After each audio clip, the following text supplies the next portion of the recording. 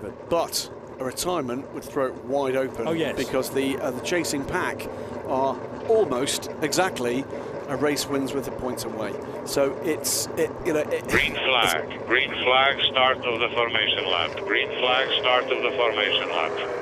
Random there. Well, time-honoured Michelin mascot waves the green flag. Yeah, with now 51 points on offer, two lots of 25 for your race wins. That's today and in a month's time at Portimao. And there's one pole position on offer at Portimao as well, which gives you another point. So 51 is the potential, and the spread of points then from 86 that Kessel Racing have already scored stretches back to 5th place team EB Motors, and they are within 51, which is the crucial amount. You're probably looking at one non-finish for the 8 car, and then maybe a top 6 or 7 to have really bad luck for Kessel Racing, so they don't score too well, which would then bring everybody else back into the equation. The difficulty for everybody else is this dominance that Kessel Racing have had so far. They've won every single 2-hour race so far. But you know what? We've said it before. We said it this morning and into this afternoon. You don't count your chickens in endurance racing. Even in qualifying, things turned around remarkably quickly in just about every single session that we saw, particularly the European Le Mans Series, right at the end, where pole changed hands twice in 5 seconds. And the remarkable thing about these races is they just keep giving.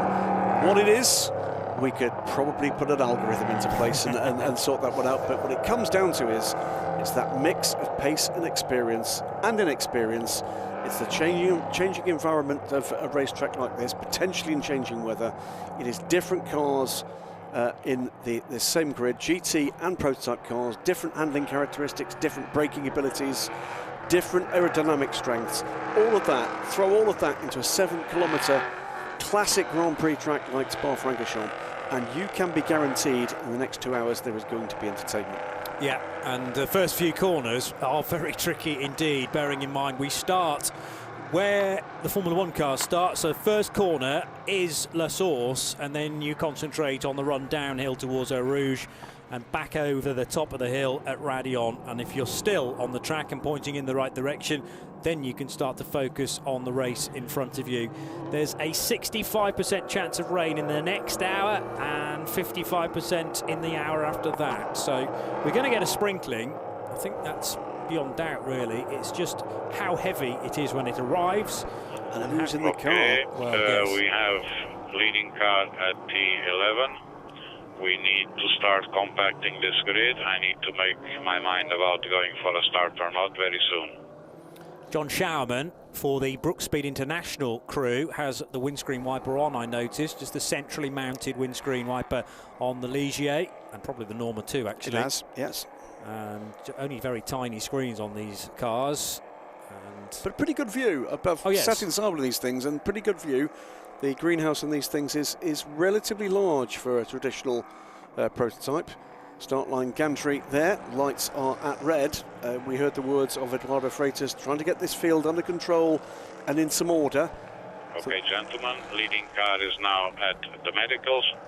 We need the cars side by side as you exit T14. It is declared a wet track on this formation lap, so tyre regulations change very slightly because of that.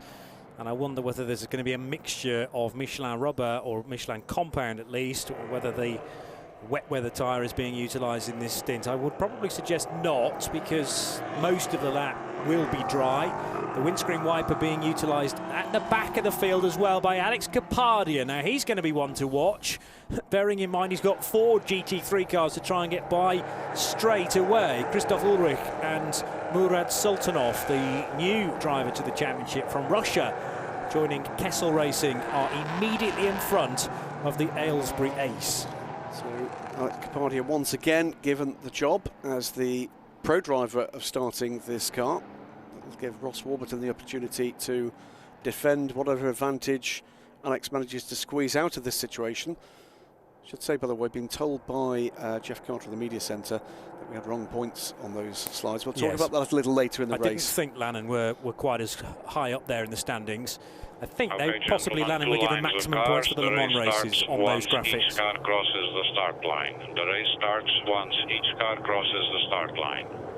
So there's the final instruction on this formation lap from Eduardo Freitas, and we're watching the 5 red lights on the gantry at the moment to see whether the Portuguese is happy to do this race start. It's still red at the moment. What's going to happen? And now the lights go out, so we're going to get cars fanning out in typical Spa fashion here. 3 abreast, now 4 abreast, and both cars have gone straight on for the race lead. So and the spinner is from 3rd as well, so the lock is in for Alistair McCaig and Jack Wolf, I reckon. Car right in the middle of the track at La Source, and both the front row starters went straight on, and also a spin for John Ferrano for RLR. So now getting going finally is the Lannon machine. Now was it? Oh, and sideways again for Benham. So these cars must be on slick tyres, and it is very, very greasy, and Benham's in the wall. Mike Benham is in the wall for Lannon Racing, and that will leave car 21 then, Jack Wolf, to lead this opening lap, Graham. Absolute drama here in Belgium. Well, so it's still clearly not fully dry, and certainly not fully dry off the circuit, which is where Mike Benham ended up, having outbraked himself into the first turn. I think maybe a bit too much watching in mirrors and not too much watching of the braking point there. He will be kicking himself for sure. Didn't look to be a terribly heavy biff into the barriers, so let's hope he can get the 25 running again.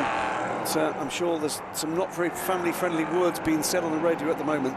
You don't often have a small moment as the leader's gone wide at Bruxelles, and this might be Jack Wolf's opportunity. Now McCaig rather in second position, Wolf going wide, and McCaig for Ecuria Kost Nielsen almost had a sneak at the lead. Also, the championship leader got a wallop as well. The Luxembourgish crew, DKR Engineering, is around, and Jens Pettersson round out of Speaker's Corner. Is he going to get collected by anybody else? Thankfully, no. But this is going to really spice up the championship, and as you say, the 2 cars immediately in front of Pettersson also made contact. Stone cold tyres is going to be the issue. Alex Capadio, just spotted, has not cleared the GT cars. I wonder if he's had another moment, actually. Well, it was Ferrano in the RLR car that had the spin at the first corner. Both the RLR cars are right at the back of the pack here. You can see one of them there alongside the Norma. There's the second, just clearing Pouon in the background. I'm not sure Capadio has had a moment yet, not wanting to put the kibosh on things. He's just keeping things very neat and tidy, as you would expect from Alex, assessing the conditions. This might be his opportunity to get at the inside of another Ferrari. That's the Kessel Racing machine, number 8. The wipers are playing on a number of these cars, and I just wonder, it's looking like it's bone dry to us. I don't think it is. No. I think it's actually a bit rather greasier than we can tell. Another side-to-side contact there between 2 of the LMP3 cars. That was one of the United Autosport cars involved there. Jack Wolf full of oversteer coming through Blanchimont, and also on the move could be Anthony Pons. As Wolf, has he got slowed sufficiently for the bus stop? Yes. Anthony Pons is side by side for 3rd position. That would have been with Tony Wells, who's managed to sneak through, and one of them peeling off. That's trouble for one of the United Autosports cars. It started to slow up before the bus stop after that side-to-side contact, but it is very, very greasy there. Well, Tony Wells is in the darker of the 2 Ecuria Kost Nielsen machines. Now up alongside Tony must be Antonin Borger, birthday yesterday. Here comes Borger. Now bear in mind, Borger's not a bronze driver, so he's maybe more accustomed to these conditions, and there are place changes all around, including with the lead, as Jack Wolf had no speed out of La Source corner, but Borger's right on his tail, as is Tony Wells. And this is Borger now going for the lead then, with no windscreen wiper being used on the car tucked in behind of Antonin Borger from Cool Racing. And it's a tyre change for DKR Engineering. They're going from slick Michelins to full wet weathers. There's no intermediate at their disposal as Borger takes the lead now at Les Combes corner. So Antonin Borger celebrating a birthday yesterday. Brooks Speed around as well. That's John Schaumann having a moment at the first corner. And the order seems to change, not even on every lap. It's almost changing every sector split here, with the 21 about to lose more ground. Who is that on the move? Richard Mines gaining a spot at Bruxelles, the right-hand hairpin. Away goes Jens Pettersson, another car on pit lane as well. We did tell you to expect some dramas. Good grief, the first lap of this race had some thrills and spills to throw at us, didn't it? And just checking through to see that, where did the 25 get away? It did indeed. Mike Benham, we saw in the tyre barrier at the top of Radion, is away in 19th position from the lead. So Borger the silver driver, 31 years old just the other day from Geneva, is now the new race leader then by just a very small margin, with McCaig tucked in behind. And I know the timing screen tells us that's not the case. It corrects itself now as those leading runners reach the second sector. So the gap is 3.2 seconds here. And it seems like a good decision from Cool Racing to put their more experienced driver out. Alex Capadia continues his run through the order, and Michael Benham obviously recovering from that spin. So let's wind the clock back to the start of the race. Look at the two cars on the front row that desperately tried to slow sufficiently into Le Source, but both went straight on and almost actually contact, because the car that started on the outside of the front row, Tony Wells, nearly ran into the side of Michael Benham. Both got going again, but using an awful lot of runoff out of Le Source. There was also nearly a collision for the Kessel Racing Ferrari, the number 8. We talked about maybe a non-finish for car number 8. It came to grief potentially at turn 1. And then Benham. Big wiggle. Huge moment. The mother of all moments at Raidillon corner. And that actually, considering the incidents I've seen at Raidillon through the years, that was just a slight tap into the tyres. It got away with it astonishingly well. Actually did very well to keep it out of the barrier on the outside. Yes. Then there was another tap here and another there, and then round the turn here, Jens Pedersen gets the power in, and then the car just goes around straight on. And so clearly more than just damp in a number of places, and it was catching out multiple drivers. John Schaumann there just getting the power in, the classic Spa issue there, just out of La Source. The car just half spins. All that said, we still have 24 runners. Absolutely, and 3 of those runners have now made a stop. That doesn't count as a mandatory stop, which must happen between 55 minutes and 65 minutes, by the way. So the pit stoppers are Motorsport 98, Eric de Donker, presumably from slicks to wets, and likewise DKR Engineering Jens Pedersen will have done well. We know that that's what happened because we saw that pit stop up close. And Naj Hussain for United Autosports also in and back out again in car 32. That was a long stop though for the United Autosports Ligier, over 3 minutes. So we are, 7 minutes into this race. Cool Racing, Borger leads now by 5.5 seconds from the Écurie-Cosses pair. Alistair McCaig leading Tony Wells by about 3 seconds. They're about 5.5 seconds back from the leader. Richard Means hanging on in there. Great run from Richard Means in the Gulf Marine livery 23 United Autosports car. Then Jacques Wolf, Anthony Pons, the 2 cars that were right at the front of this race to start with. Then Alex Capadia, 7th position, up from 24th at the start of this race. Really good run then from the man from Bedfordshire. And in GT3, it is a Kessel Racing 1-2-3 now, with 77 leading the 8. So Claudio Schiavone out front from Pianazzola, who's been the qualification specialist. Sergio Pianazzola, 3 poles to his name so far this season. And Pianazzola takes the lead, in fact. So that's been a problem on this lap for Ferrari 77, losing not only the lead but also second place and a lot of other spots too. Here comes 21, Jack Wolf up the inside to retake the position on Richard Mines. So is this an indication that maybe the Spa surface is getting a bit drier again? And those that leapt to the pit lane very early on for wet tyres might be regretting that decision. Here's the new Kessel Racing Ferrari race leader then, car number 8, in amongst a load of LMP3 traffic.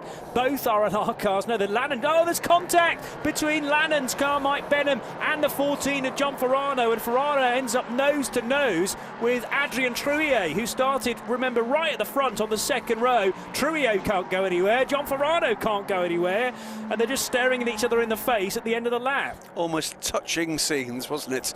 Would have been a great publicity shot, but unfortunately I'm sure that's not the way they were feeling it, probably punching every button on the dashboard, trying to find some way out of reverse, what was absolutely We don't mean to laugh, no, but this race has been bizarre, to say the least, from the off. 30 now slotting ahead of the 23 car, so that's another place lost by Richard Mines, and Anthony Pont up a spot for CD Sport. Antonin Borger leading by over 10 seconds now from Alistair McCaig for Écurie-Cosses, but bear in mind Borger is the more of the pro driver, the silver grader, and it's still Alexandre Poigny to come. Yeah, Mike Benham looking on the outside, around the outside through Les Combes there, wasn't quite way through. Alex Capadia, meanwhile, is 3rd 14 seconds back from the race lead, lapping on the same kind of pace. Up the inside goes Mike Benham this time, makes it by the number 22 car. So that will get him back into 11th position. So the London Racing car is making real good progress here. Duncan Tappy still to come, of course.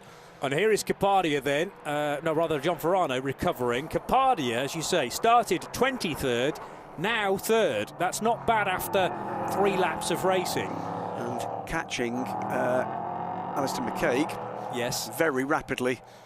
And then the challenge, if he can get past Alistair, the challenge is to try and reel in Antonin Borger, who's now 12.1 seconds further up the road. Yeah, Alex Capadia, rather bizarrely, drives, of course, here for RLRM Sport, but drives for Kyrgios Nielsen in the European Le Mans Series. Have another look at this. Well, it was concertina effect, big queue trying to get through the bus stop. It was Mike Benham, wasn't it, that just tagged the back of Ferrano. He did. And spun Ferrano round so that he was just sitting right in front of Adrien Trouillet, who was the innocent party in all of that and couldn't go any further. Yeah. Already significantly delayed. Ferrano, I have to say, I think was completely an innocent party there, was way wide into the turn. So Mike Benham maybe just a little hasty, I'm sure, feeling the urgency of trying to recover. Down the hill from the source, this is Alistair McCaig then, being caught all the time by Alex Capadia, who could just be seen at Eau Rouge in the white car in the RLRM Sport colours. So Capadia in car 59 from the back of the grid pretty much.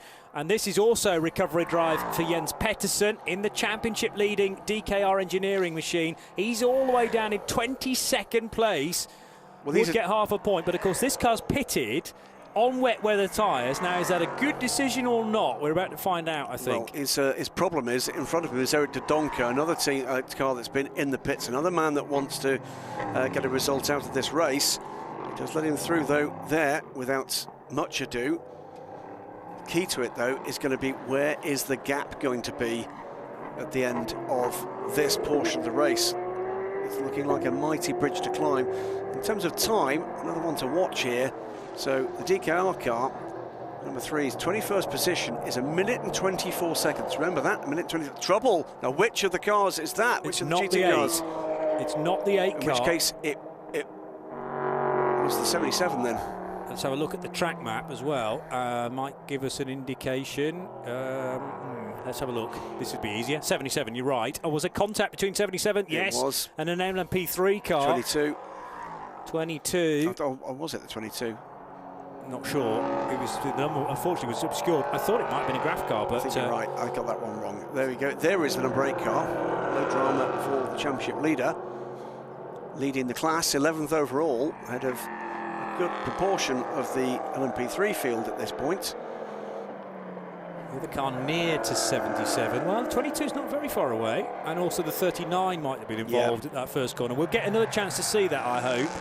But 77, the Kessel Racing Ferrari, driven by Claudio Schiavone, spent a bit of time earlier on leading the GT3 race. It's now Sergio Pianazzola, and remember, 3 wins already for that squad from Kessel Racing, and if they win today, that's championship sewn up, irrespective of what anybody else does. There's cars attacking Blanchimont-Corner at all sorts of different speeds here, including, well, this is all the battle of a 10th position, as you can see, and it is the 40 car of Adrian Schiller just about fending off Foubert and Alain Costa. So the N-Race machine tucked in behind as well, number 99. This is Alex Capadia, now almost on the rear end of the Alistair McCaig, second placed the Kyrgios Nielsen car. And Capadia's going to want to get by here because he is managing to hold the gap to the leader at about 15 seconds. But if anything, Borger is finding more speed, a 2:21.2 last time around.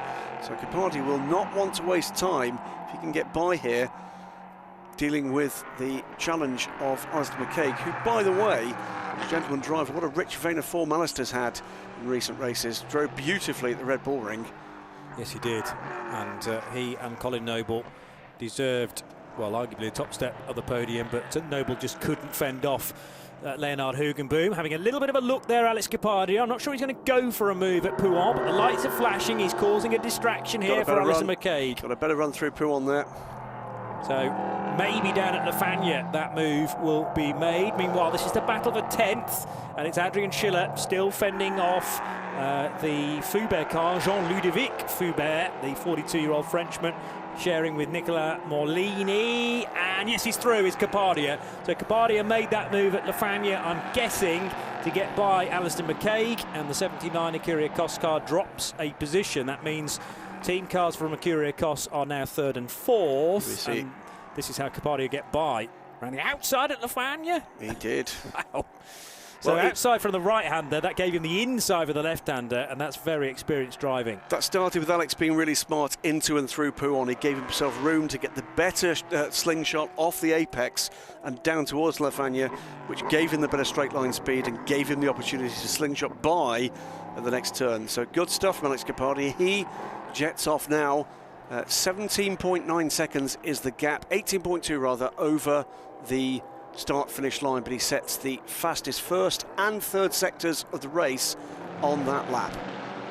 A shout for Sergio Pianezzola in the leading Ferrari, up to 9th overall now. Yep. I'm not sure we've ever been in a situation in a Michelin Le Mans Cup race in recent times where a GT3 car has managed to make so much ground through LMP3s that could well be on the wrong tyres. I'd be interested to know what sort of tyre that Ferrari is on to be so stable and glued to the track. But Kessel, first, second, they were third as well, but the 77 has lost time, so now Spirit of Race are up to 3rd position in class. No further action in the investigation into the incident that involved the 14 and 39 at bus stop, which presumably means Mike Benham is going to suffer no further sanction for his involvement there too.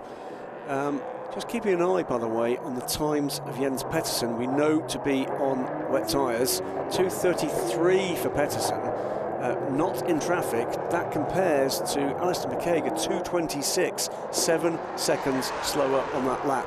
I think they've got it wrong. That car should not be on wet weather tyres at this stage of the race. Yeah, well, without a doubt, you needed wet tyres for about the first 2 laps, but then it was always going to dry up with 24 cars circulating and no fresh rainfall. I thought the rain had started again with a few specks on the camera lens at Blanchimont, but they've now disappeared, so it is dry once more.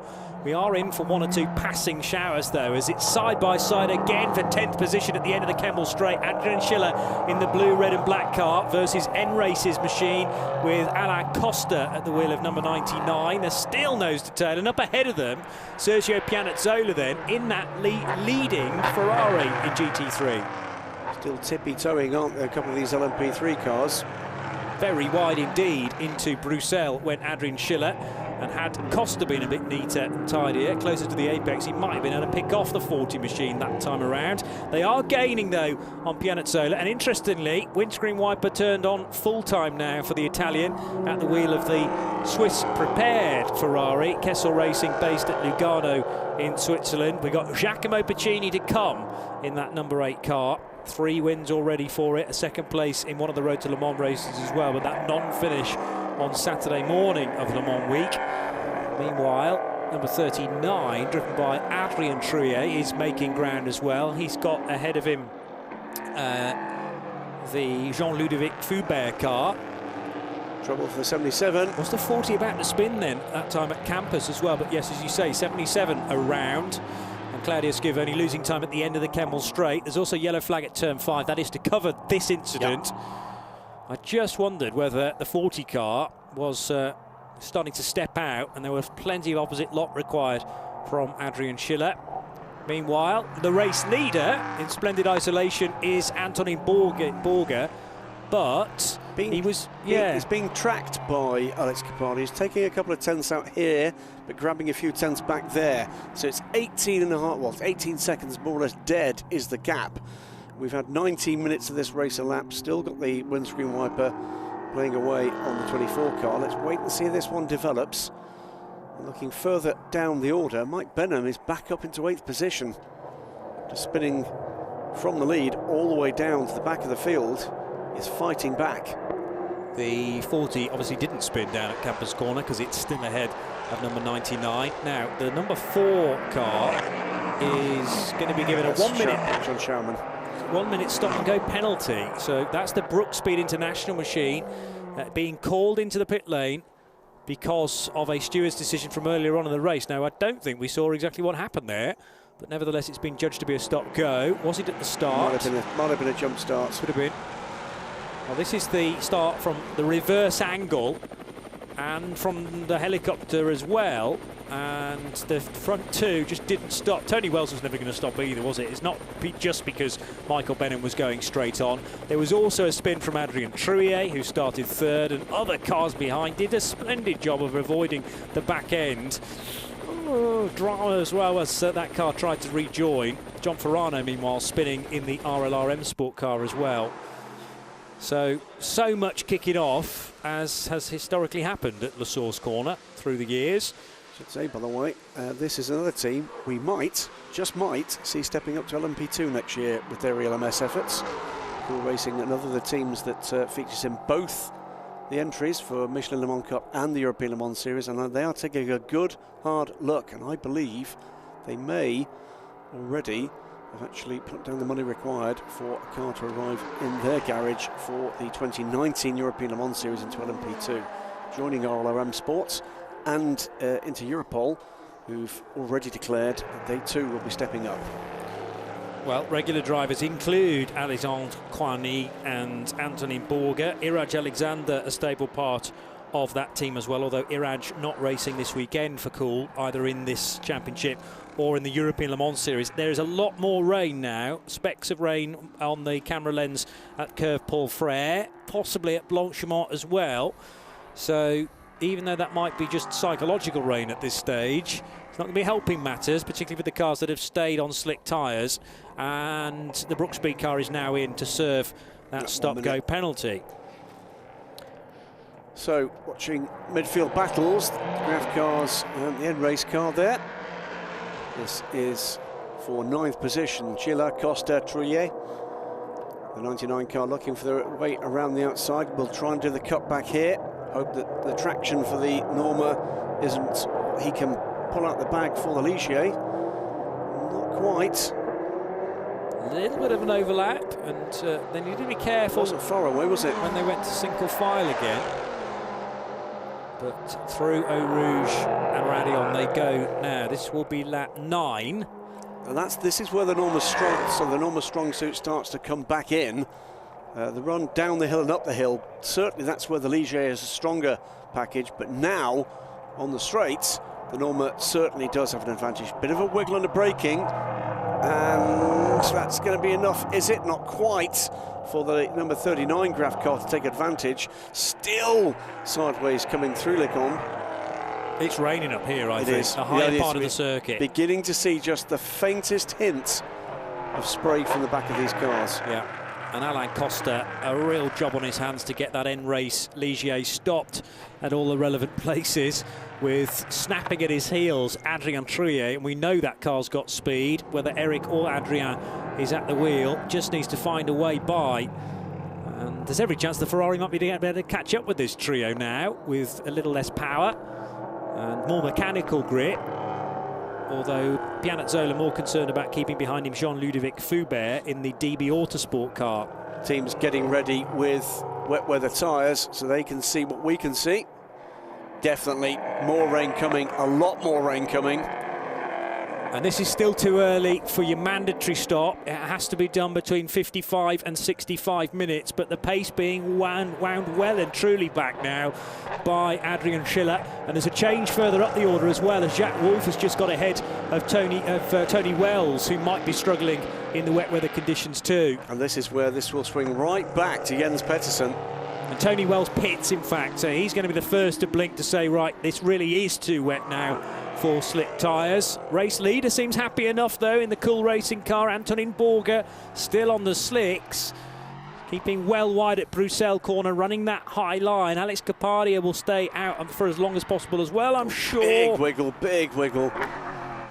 Lots of wheel twirling necessary to keep that car pointed in the right direction. Here is Tony Wells then in the Red River Sport backed machine, but it's Ikuria Kost-Nielsen, the team that runs this car, also in. Anthony Pont from 6th position, and Jacques Wolf though has stayed out. Francois Erdeo for Graf has stayed out, but then there's this long line of other cars coming in, including those three that we were watching struggling. So Alain Costa for Enrace, Adrian Schiller for Graf, Adrien Trouillet deciding to come down pit lane, and the GT3 leader is in.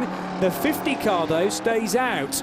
So they may be splitting the strategy here at Kessel Racing, or ensuring, of course, that the 8 car isn't too badly delayed. They don't want to be double stacking these Ferraris as they change tyres. Keeping an eye on this. This is all going to be about keeping your head as the grip deserts this circuit. And we haven't yet had half an hour of this race. It's not been short of action, has it? Certainly not. Topsy-turvy stuff. And of course, there's every chance for the track to flip back again in the other direction and become dry enough for slick tyres again. Here is Jens Pettersen in the thick of the action on the opening few minutes of this race. Car number 3, all the way down in what was 17th position. Well, he's just overtaken a big clump of cars because they're in the pit, so Leader up to 11th. Leader in the pits. So Antonin Borger says it's too wet for me too, and this is the 24 Cool Racing car. Will Alex Capadia follow him in? He doesn't have to, as per the sporting regulations. And if he can stay out, then that might buy him even more time. On the other hand, does he want to make sure he pits? Yeah. To give you an idea just how bad it is out there, Alex Capadia on a wet track where you would expect a professional driver to do rather better than a non-professional, has pulled out 42 seconds on Alistair McCaig in the wet. Yeah. And now McCaig trying to get back without finding any of the scenery. Likewise, Jacques Wolf and Francois Heriot on far from the ideal tyres. 3 Ligios out front. It's 3 Mulmers, 4th, 5th and 6th. And then in 7th position, a Ferrari, number 50, up to 7th place now for that Kessel Racing car of Murad Sultanov. With experience of this track from things like the Spa 24 Hours. There was another incident here for the RLR M Sport car. That's Ferrano, I reckon. Or is it the Lannon car? Difficult to tell from the back. That is, I'm sure that's 14. Yeah. Still didn't see the number. But probably not very far away from completing its lap then. Now we can see just how wet it is out there, and the answer is extremely wet. Who's the only cars not yet to pit, the ones that haven't quite yet made it round? Mike Benham is the latest one to follow, come down pit road, the 25 car. He pits, by the way, from 6th position. Well, Ferrano is now on an outlet, so maybe it wasn't him down at Campus Corner. Been in the pit lane for a little while. Difficult to tell from that shot from behind the car. The pits, as you may see on TV, it's getting a little bit too wet out there. As you can see on TV, please advise drivers, it's really getting wet. Well, they maybe don't need that advice because they're out there feeling it and experiencing it themselves. Antonin Borger then now on wet weather tyres. Slippery surface flags are being displayed too. Alex Capadia having changed boots, and behind them, the 3rd, the 4th, the 5th and the 6th place cars are all being serviced in the pit lane now. And these are stops that will have to be repeated. Not necessarily for tyre changes, but certainly for driver changes. Car 25 reported to the stewards for speeding this time in the pit lane. And that's the Michael Benham car from Lannon Racing. Yep. Still in the pit lane right now and set to rejoin at any moment. Richard Means didn't pit. He has gone back round, and I think he possibly, if he doesn't lead, he's up to 3rd position. Yeah. Richard Means has stayed out. Okay. As at the moment, it's Jim McGuire, and he's just spun it, I'm afraid. So he's not pitted. He hasn't managed yet to complete that lap. So he's looped it between the final turn and the start-finish line. Well, Richard Mines is down at turn 7, the last bit of Les Combes, and approaching Bruxelles corner. Meanwhile, side by side between a DB Autosport car and not sure who that was going around the outside. I think that might have been Tony Wells. Yeah, could have been. Right paint scheme for that car. Over the line comes the number 8 Ferrari, thankfully not involved in the spin for Jim McGuire. And yes, I think you're right, it was Tony Wells in car number 2, who is now at Bruxelles. So the race leader is, yes, Phil Borger then, according to our screen. It's all a little bit complicated because obviously we've got cars on all sorts of different strategies right now, but Borger, by the looks of things, leads for Cool Racing from the RLR M Sport machine of Capadia, then Richard Mines, who hasn't pitted yet, and Tony Wells, who has. We have 3 cars, by the way, that have not pitted. Claudio Schiavone in the 77 Kessel Racing Ferrari, down in 18th, third in class. We've got the 22, we saw that Jim Maguire spinning the Aero liveried 22 United Autosports car, and in third Richard Means in the Gulf Marine car. He likes marine, but this is getting a bit too marine if you ask me. Is lapping, is actually circulating in third position. He's about a minute down on Borger. Alex Capadia emerging for the pits now and has lost time there. I think you may well be right. It may well have been Alex that went off. Possibly. I was split between well, actually, sorry, no, he's lost all that time in the pits. 13 seconds longer in the pits, I'm afraid, for RLR. Yes. So that car then with half a minute now to try and make up on Cool Racing, who haven't yet featured in the top, certainly not top three. I don't think they've had a top six all year either. 12th in the championship for Kwani and Borger. This could be a surprise victory, but obviously the stint from Kwani, who's the bronze, still to come yet.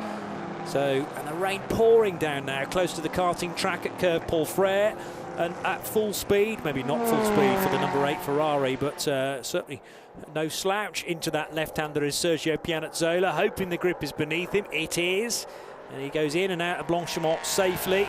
This car having been switched to wet weather tyres then, and we're going to be a long, long way away from a dry line emerging, just about getting the car stopped at the bus stop, and the rooster tails are huge from the back of that Ferrari.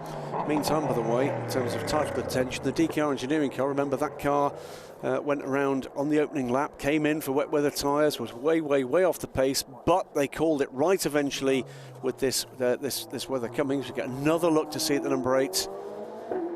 Big twitch into the bus stop, kept it all together. So Jens Pettersson back up to 8th position now, 1 minute and 25 seconds off the lead. That matters rather less though than he's 24 seconds away from the third place United Autosports car, with the car starting with the non-professional drivers. Car 25, by the way, is going to get a drive-through penalty. Best result so far for car 24 that currently leads was a 4th place at Monza. So they have been in the top 6, but only on one occasion. More overtaking taking place there with the N-Race machine going down a spot. That was Adrian Schiller then popping through just before Eau Rouge corner. A brave place to do it in the pouring down wet, but he managed to pull it off. And Schiller now up to ahead of the 99. That will bring him up to 11th place behind Jean-Ludovic Foubert, and behind the GT3 leader, who remains Sergio Pianazzola. GT3 looking like it's going to go the way of the number 8 car at this early stage. We've had a quarter of this 2-hour race.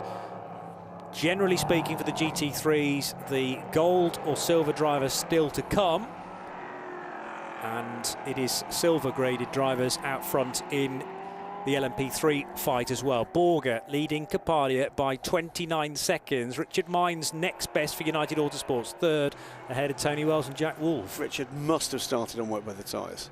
There is no way in these conditions that Richard Mines has stayed out on slick tyres. You would, yes. Yes, I think I agree with that. And I think the same for the other 2 cars of Jim Maguire, likely the same. Well, that might be a clever bit of strategy as the car runs way off the road just before Pouin. That was 99, I think, a la Costa, exploring the scenery. Can't even see him rejoining, such as the extent of the spray from the back of Adrien Trouillet's car, which is now at La Fagna.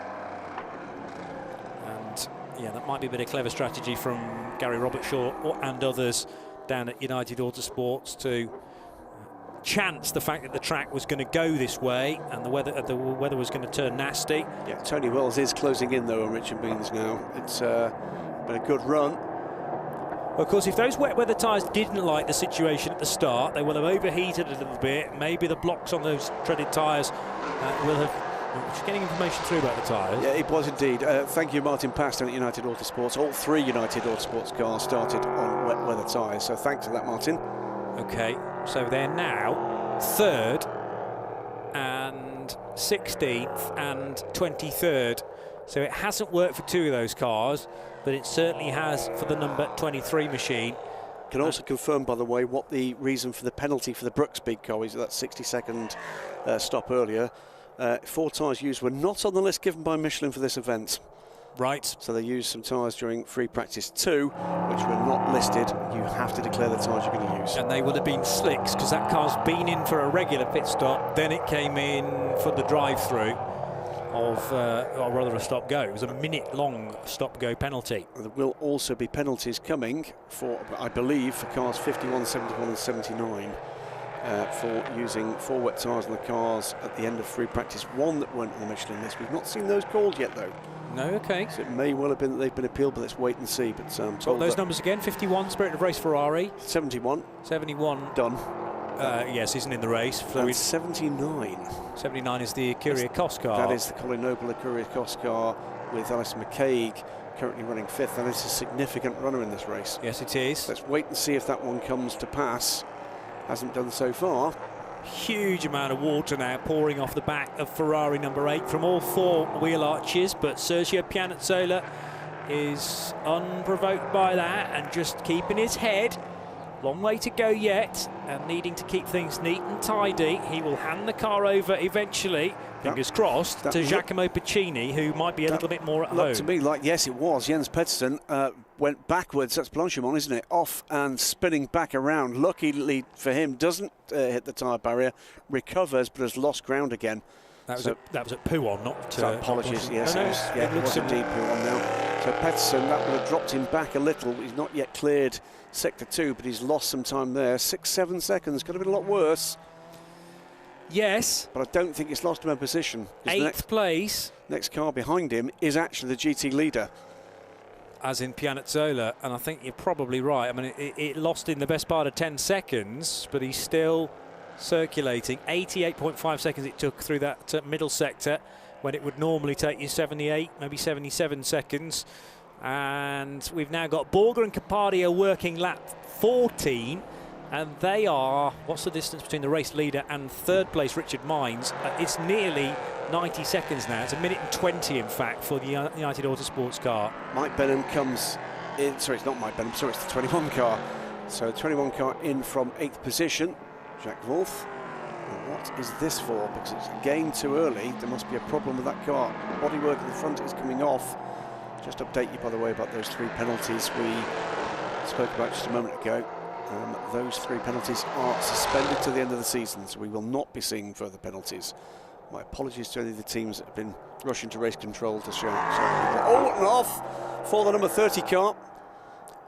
And from 6th place, so a key runner, Anthony Pont. This is at Radion corner, and right in front was a car that wasn't on the same lap, the Brook Speed of John Showerman. And no grip at all at the top of the hill, and once you're off on the grass, you are a passenger. It's gone into the concrete wall, rear left, the car's stuck right in the middle of the track now. And although the CD Sport car has moved very slightly from its initial resting place, obviously this whole area covered by yellows. It's going to be more than that. And how is Eduardo Freitas going to deal with this? That's a horrible place. It's got clearly completely blind for anybody coming over the crest there if they've got any kind of problem. And debris at turn 4. If he can't restart that car, and he's then got, of course, turn it around on a blind turn. Yes. In wet weather, I wouldn't be remotely surprised if indeed we are going to go to a full course yellow. And it's going to start in 30 seconds. Now, he's got the car rolling. Well, that's typical, isn't it? Because that was normally but what either way, he will need the protection of the full course yellow to rejoin. Seconds to go full course yellow. So he will, I'm sure, be getting instructions to just hold. Will he? And it depends whether he's going to obey them or not. Damage rear wing. 7, 6, 5, 4, 3, 2, 1. Full course yellow. Full course yellow. So literally, as he says that, yeah, he manages to get the car back on track. But there is damage to the engine cover, damage to the legality panel, which is hanging by a veritable thread, and of course, as you can well see, the rather askew rear wing. That car is going to be in for what will not be the work of a moment. And the other thing is it's dropping debris as well here and there, with bits of tyre and possibly other bits of bodywork dropped from this CD Sport car. It's steering from the rear, which is never good to see. And that, I'm sure, will be a race-ending incident for Anthony Pont. Even if it's not race-ending, he will be so far off the lead lap. And they were going to have to address that that bullet, which drops on the rear left corner, as you say, hanging on probably by the thread that powers the rain and brake light. not brake light, but the lights that run for these cars. The high-intensity lights. Yeah, night time hours. I think he clipped the curb at the top there, and it just lifted the rear of the car up just a touch. No traction. Bye-bye, I'm afraid. Not quite as big as some moments that have happened at that corner in the past, but Anthony Paul with a real job on his hands here, because it's broken at least a toe link on the rear left corner, and it looks like possibly that upright has gone as well, so the wheel is no longer vertical and pitching in, so it's giving him extra oversteer, and it's going to be a job in itself just to get that car back again. Obviously having to adhere to the 80 km/h speed limit too, as everybody else is under this full course yellow. And still 20 minutes from the point where we can get to the pit stop window, so a while yet. But this does mean that everybody else can circulate at a more sedate speed, less of a chance of you falling off in the wet weather, and this will get you to, or closer to the pit lane window, as you say. Let's just have a quick look where some of these battles are going to be when we get back to green flag racing. I don't think it'll be long before that happens. Tony Wells is now right with Richard Mines in a battle for third position between 23 United Autosports and the number 2 Ikuriakos Nielsen car, with Alistair McCaig only another 8 seconds further back. Right, so whilst we have this slight interval in proceedings, let's go down to the Lannon Racing garage, have a catch-up with Duncan Tappy, who's now with Charlie George.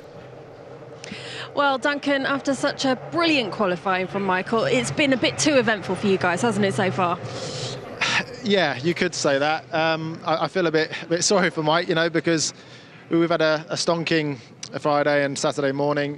We were quickest in both FP sessions yesterday, and he did an amazing job in qualifying. They weren't easy conditions, and we were just, if it was wet or dry, we know we had the pace. But in those tricky conditions at the beginning there, it's so hard for these AMs to feel it. It's not what they do day in, day out.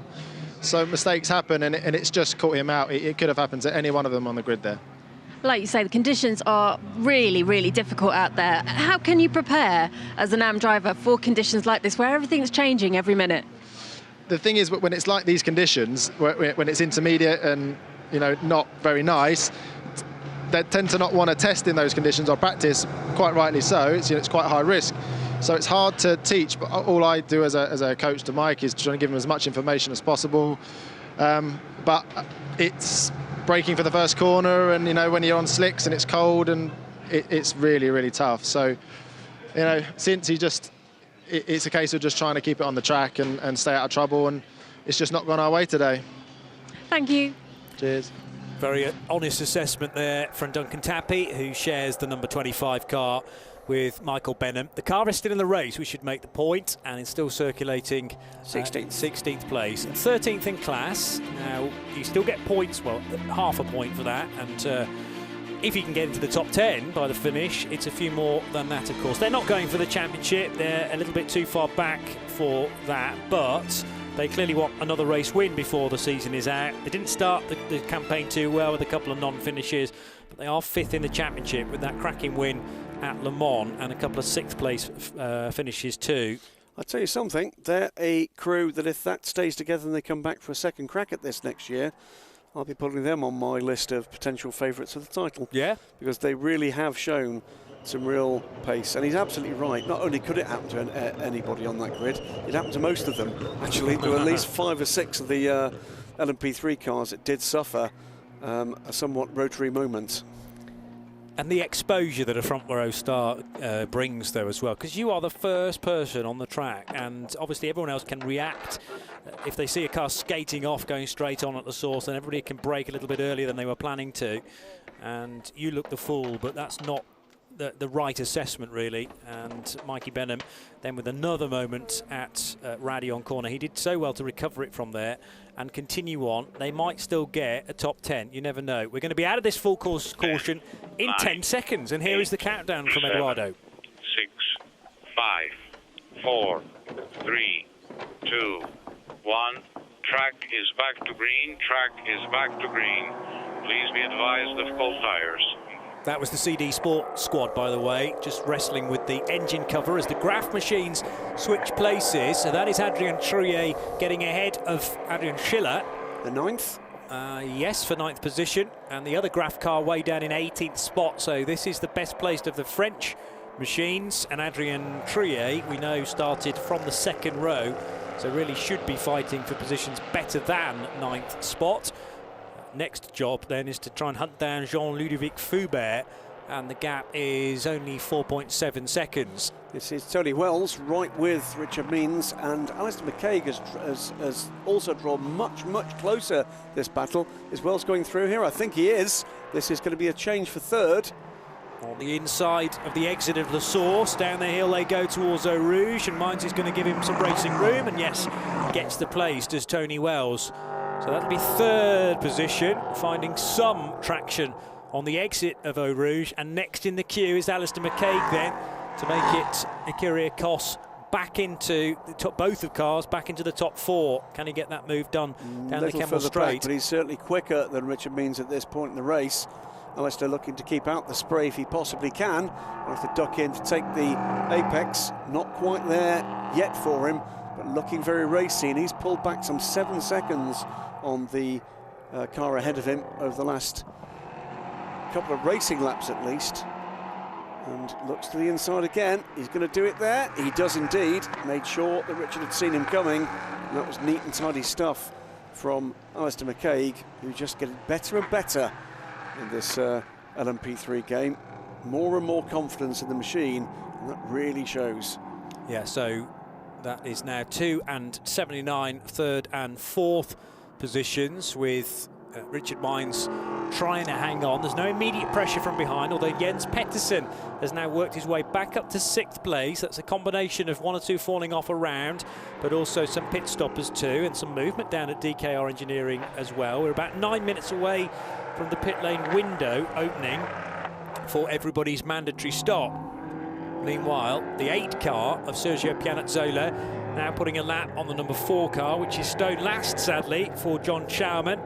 And that Ligier, which has been in for a minute stop-and-go penalty, of course. Schaumann, who shares with Nico Rondet of France. Bronze and silver rated combo, with the silver still to come.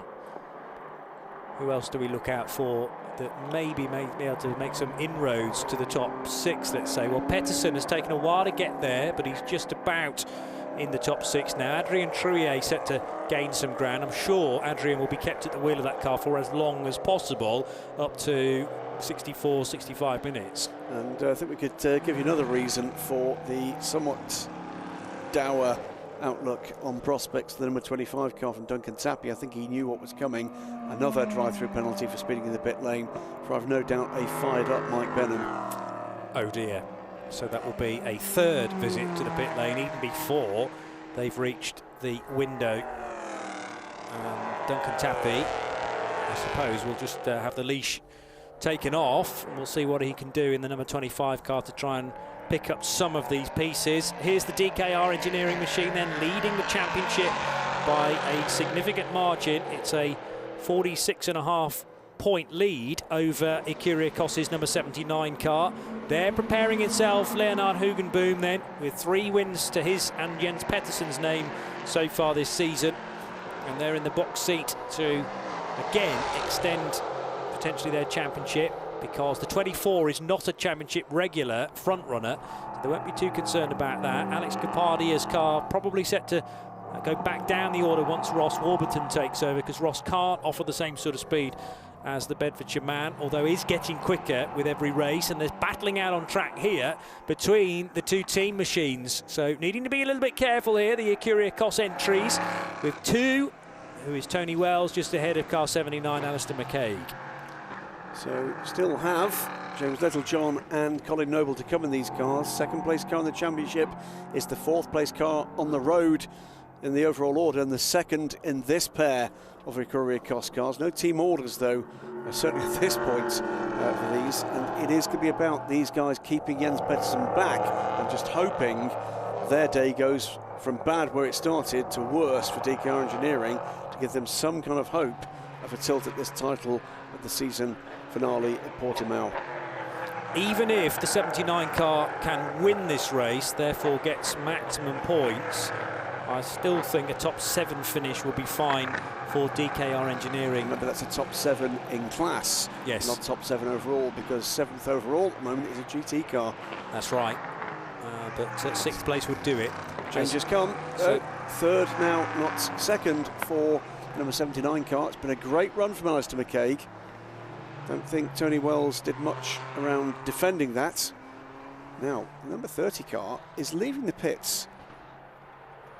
Or is it going back to It's got to be going around the back. endurance There's no pits. way. So it's left the Grand Prix pit lane. Yes, it's now gone down to the endurance pit lane, which of course is where CD Sport and the team are based.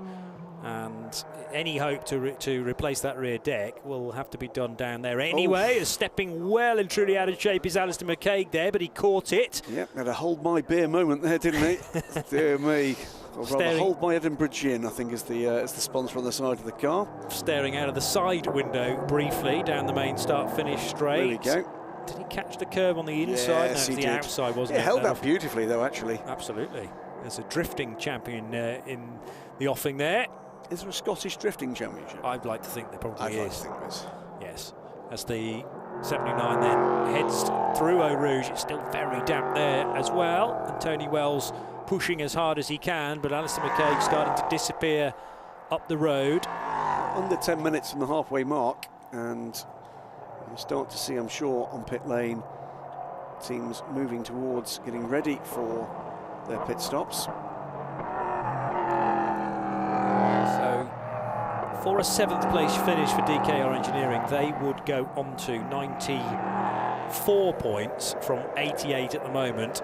And then even a race win for Kyriakos Nielsen, their 79, would put them too far away. So yes, it is a top 7 finish, and at the moment DKR Engineering are 6th. So they are on course despite, let's face it, a bit of a nightmare start to their race. We are only 3 3/4 minutes away from the pit lane window opening.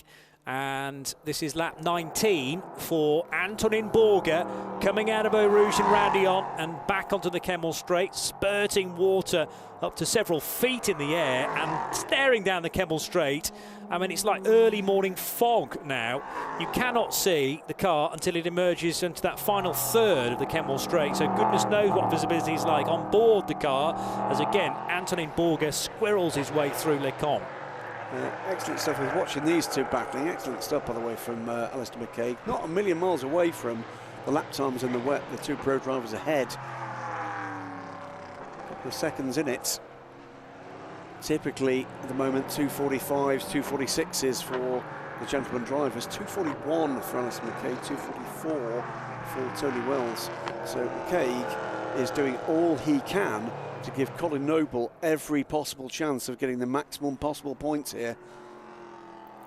Was this an overtake on John Ferrano's car, number 14? Yes, it was, as the graph machine with several new panels on that after that was damaged earlier on in the weekend. Francois Heriot jumping from Ultimate and the ELMS regular seat, and he's still in that team and that championship this weekend, but getting some extra driving for his money this weekend. And Francois Heriot in at the graph in their 65 car. So they are 15th, having just taken the spot from Ferrano, 16th place, and Michael Benham in behind.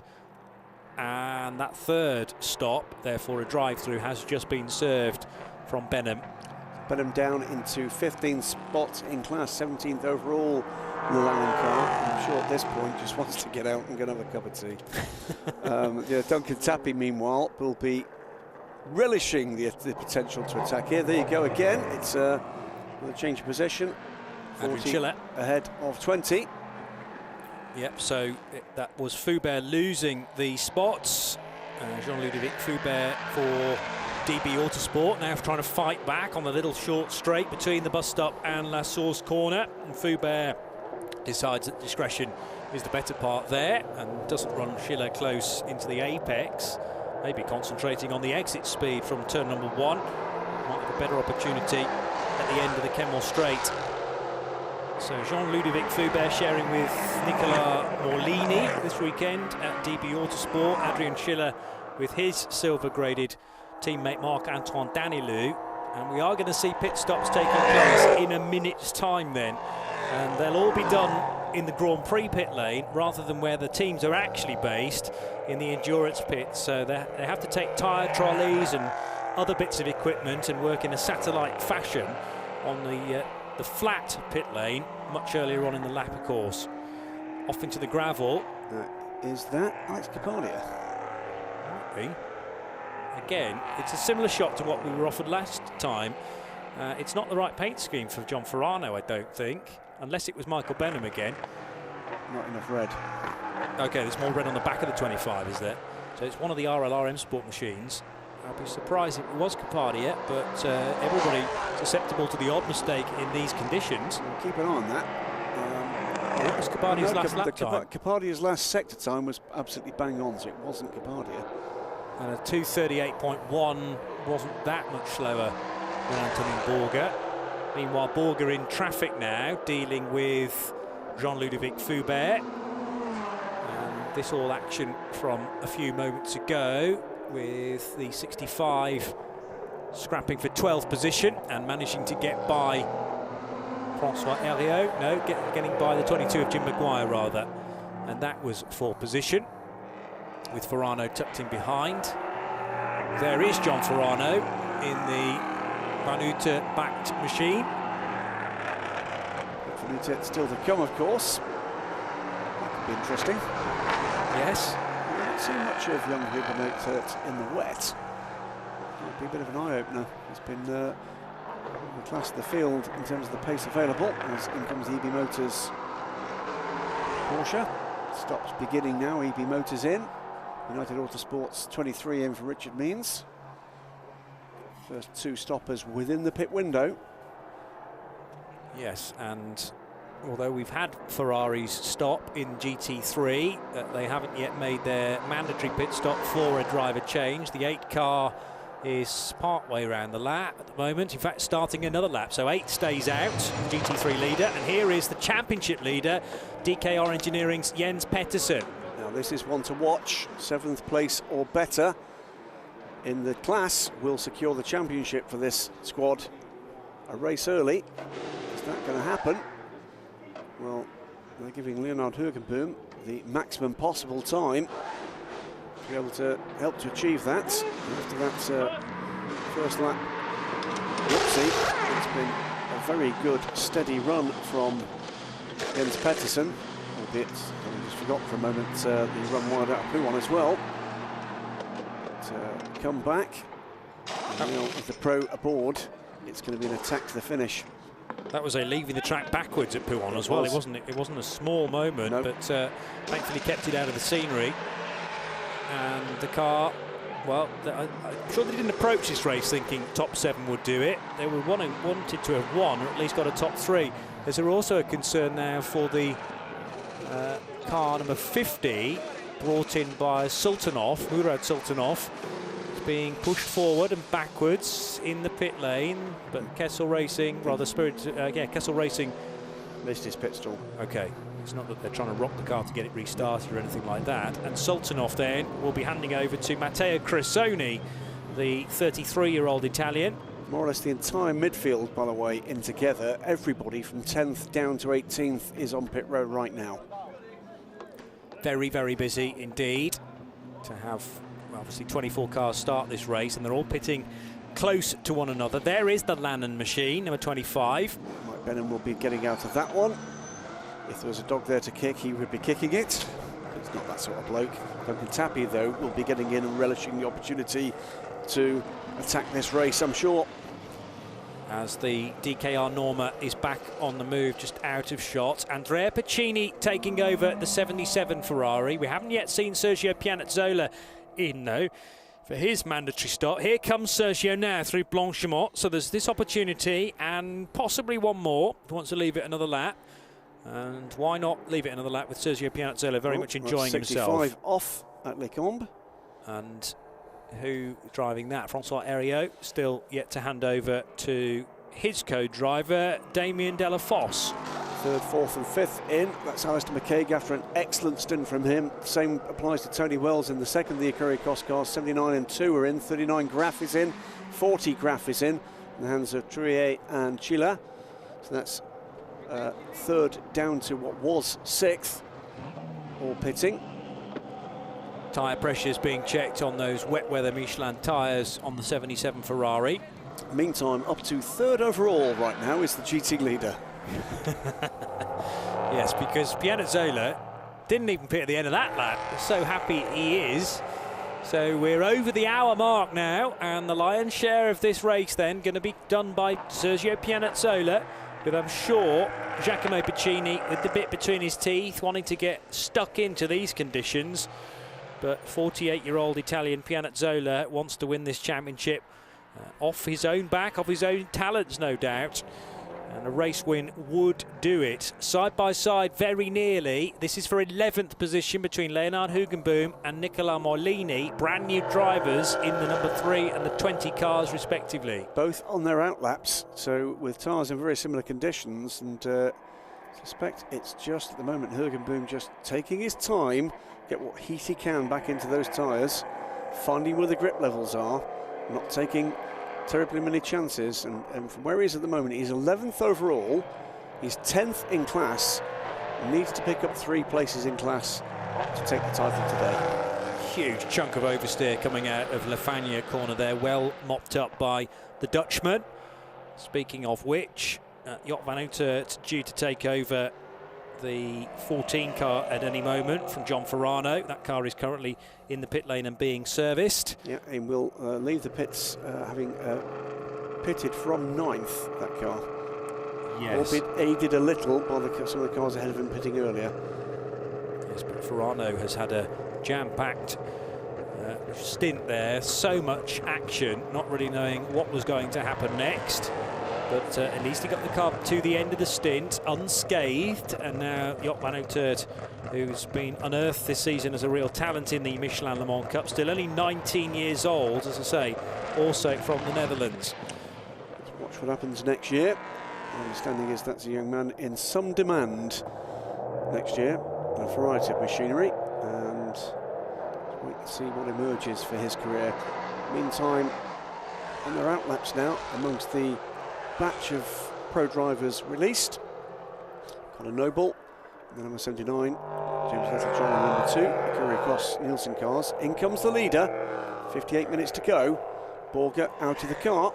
Yeah, and this car with 3 names on the roof, but Iraj Alexander not here this weekend, so it's Alexandre Coigny and Antonin Borger, the 2 Swiss drivers doing the driving, and Coigny to do the second stint. Yeah, GT leader also on pit road right now. And that needed to be done sooner rather than later, because we've only got 2 minutes to go. And remember, the new driver has to be at the wheel for 55 minutes or more. So you've got to allow, obviously, the pit stop to take place. The driving time for driver B only starts when the car leaves the pit lane. Right, Alex Capardio's gone through.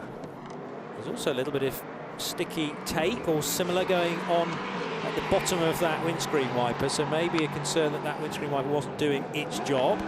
But Capardia, okay, onto another lap, and what sort of lap times are they doing? 2.5 minutes or so. This could be tight for the 59 RLRM Sport crew, as the tyres are being changed now on the number 8. It is wets for wets. Are they just switching one side of tyres to the other, you know, for rear right corner to front left maybe, or are they brand new set? I'd imagine it's a brand new set. Looks very new.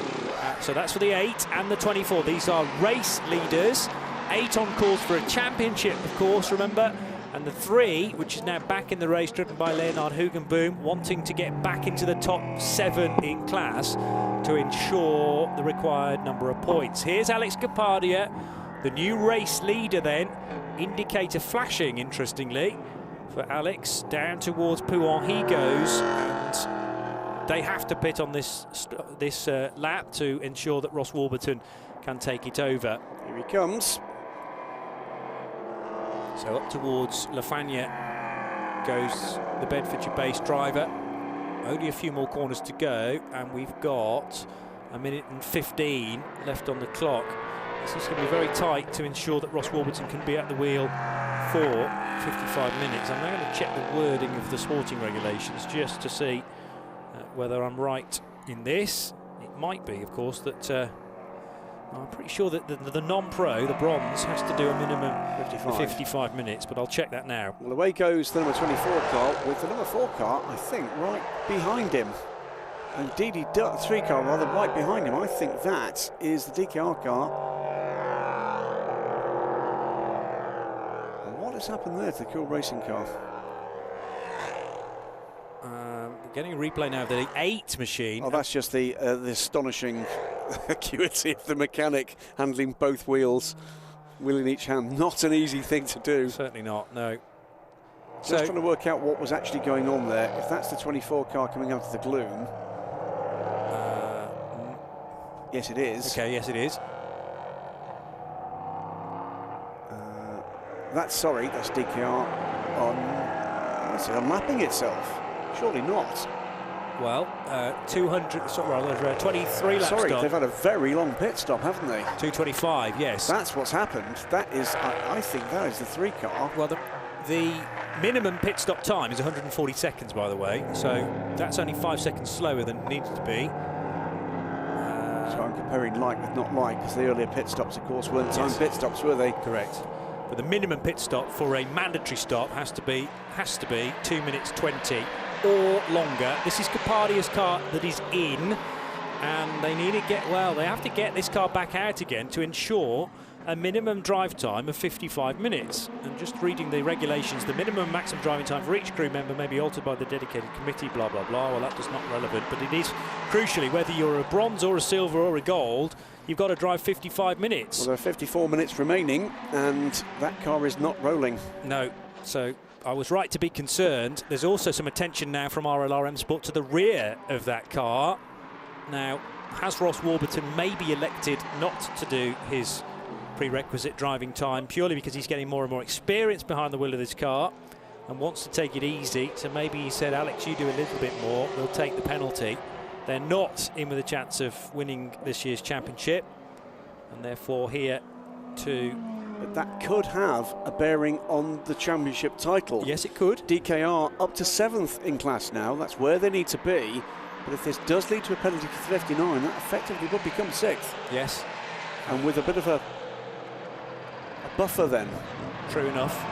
Depends how Ross gets on in amongst generally quicker competition, because bear in mind Colin Noble is the silver.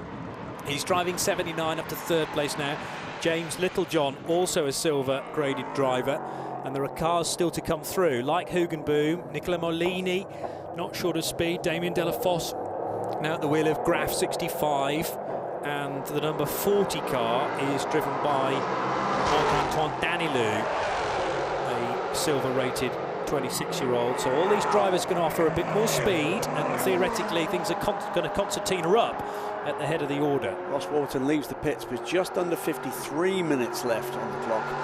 And just looking at the moment at the kind of pace we're seeing from these leading cars. So Cool Racing are still in the lead, Alexander Poigny. That was, I think, the 3 car going back onto the lead lap. I'm certain that was correct. That's what we saw, was that Hugenboom was going by Poigny and going on to the lead lap. Well, this is now a battle for position, with Hugenboom trying to find a way by Eric Trier. So father taking over from son Adrian, and immediately under pressure here, the number 39 car. Also just ahead is Christian England. That's for position as well. Yeah. This is a positional battle for 5th, 6th and 7th. Christian England being taken over from Richard Means. So Hugenboom stands to do his title chances a huge amount of good here if he can safely pass these 2 cars ahead, as the Graf Racing car doesn't wait for the opportunity to be offered to the DKR car. This is going to sort itself out to suit both the Normas, because DKR threw on Christian England and had already lost the place to Trillier.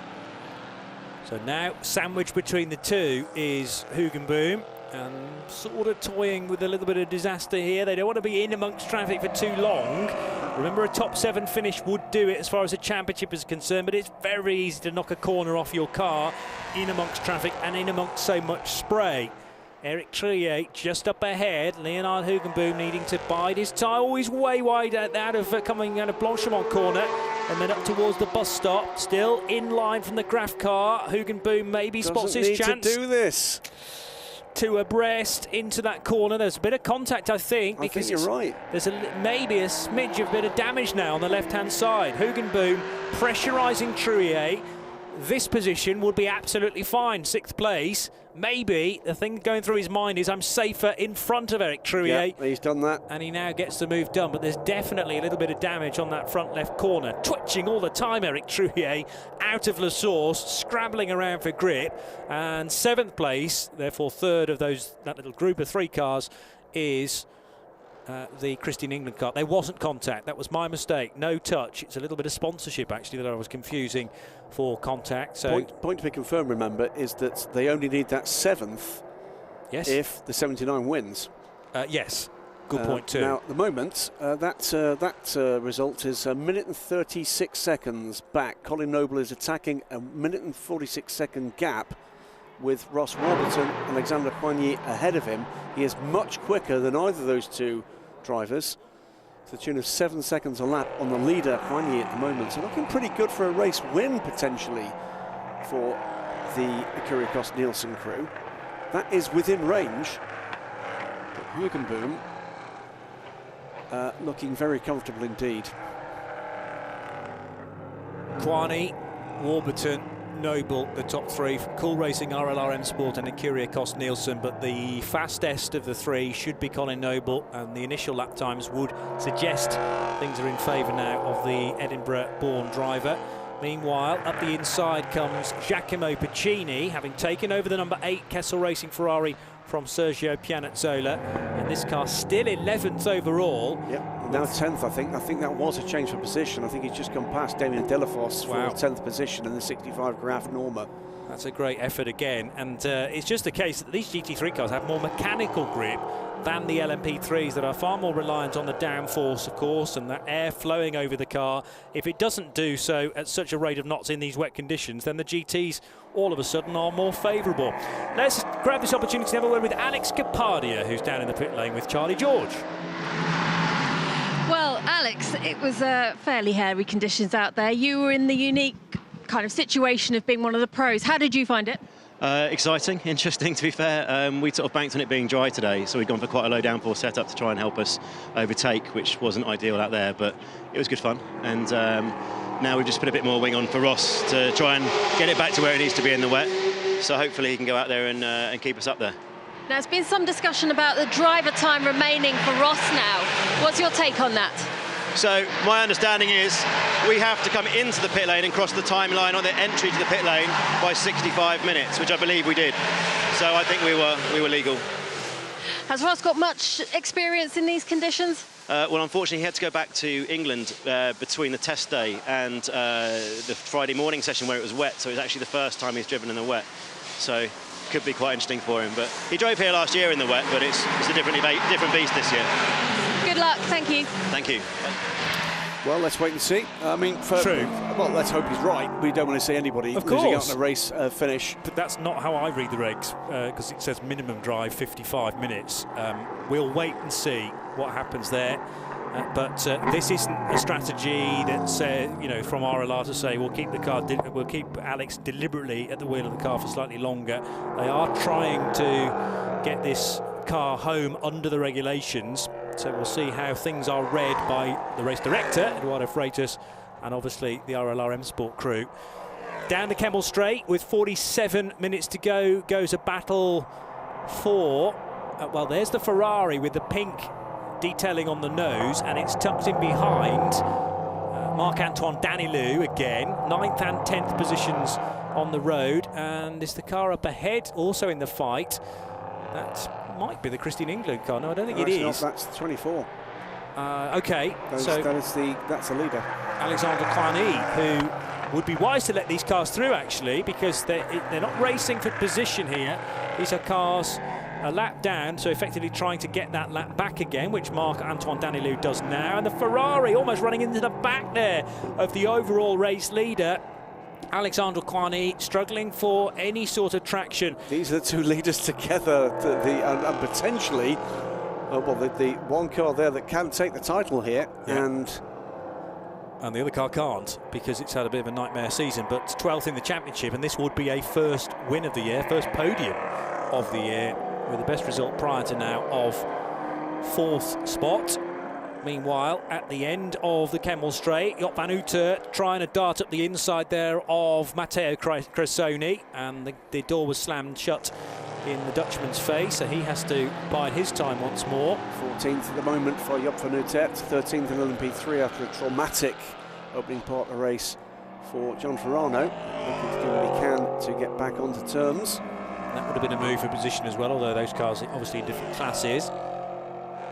But it is Kwani leading from Ross Warburton by 37.1 seconds then. And then the gap coming down between Warburton and Noble.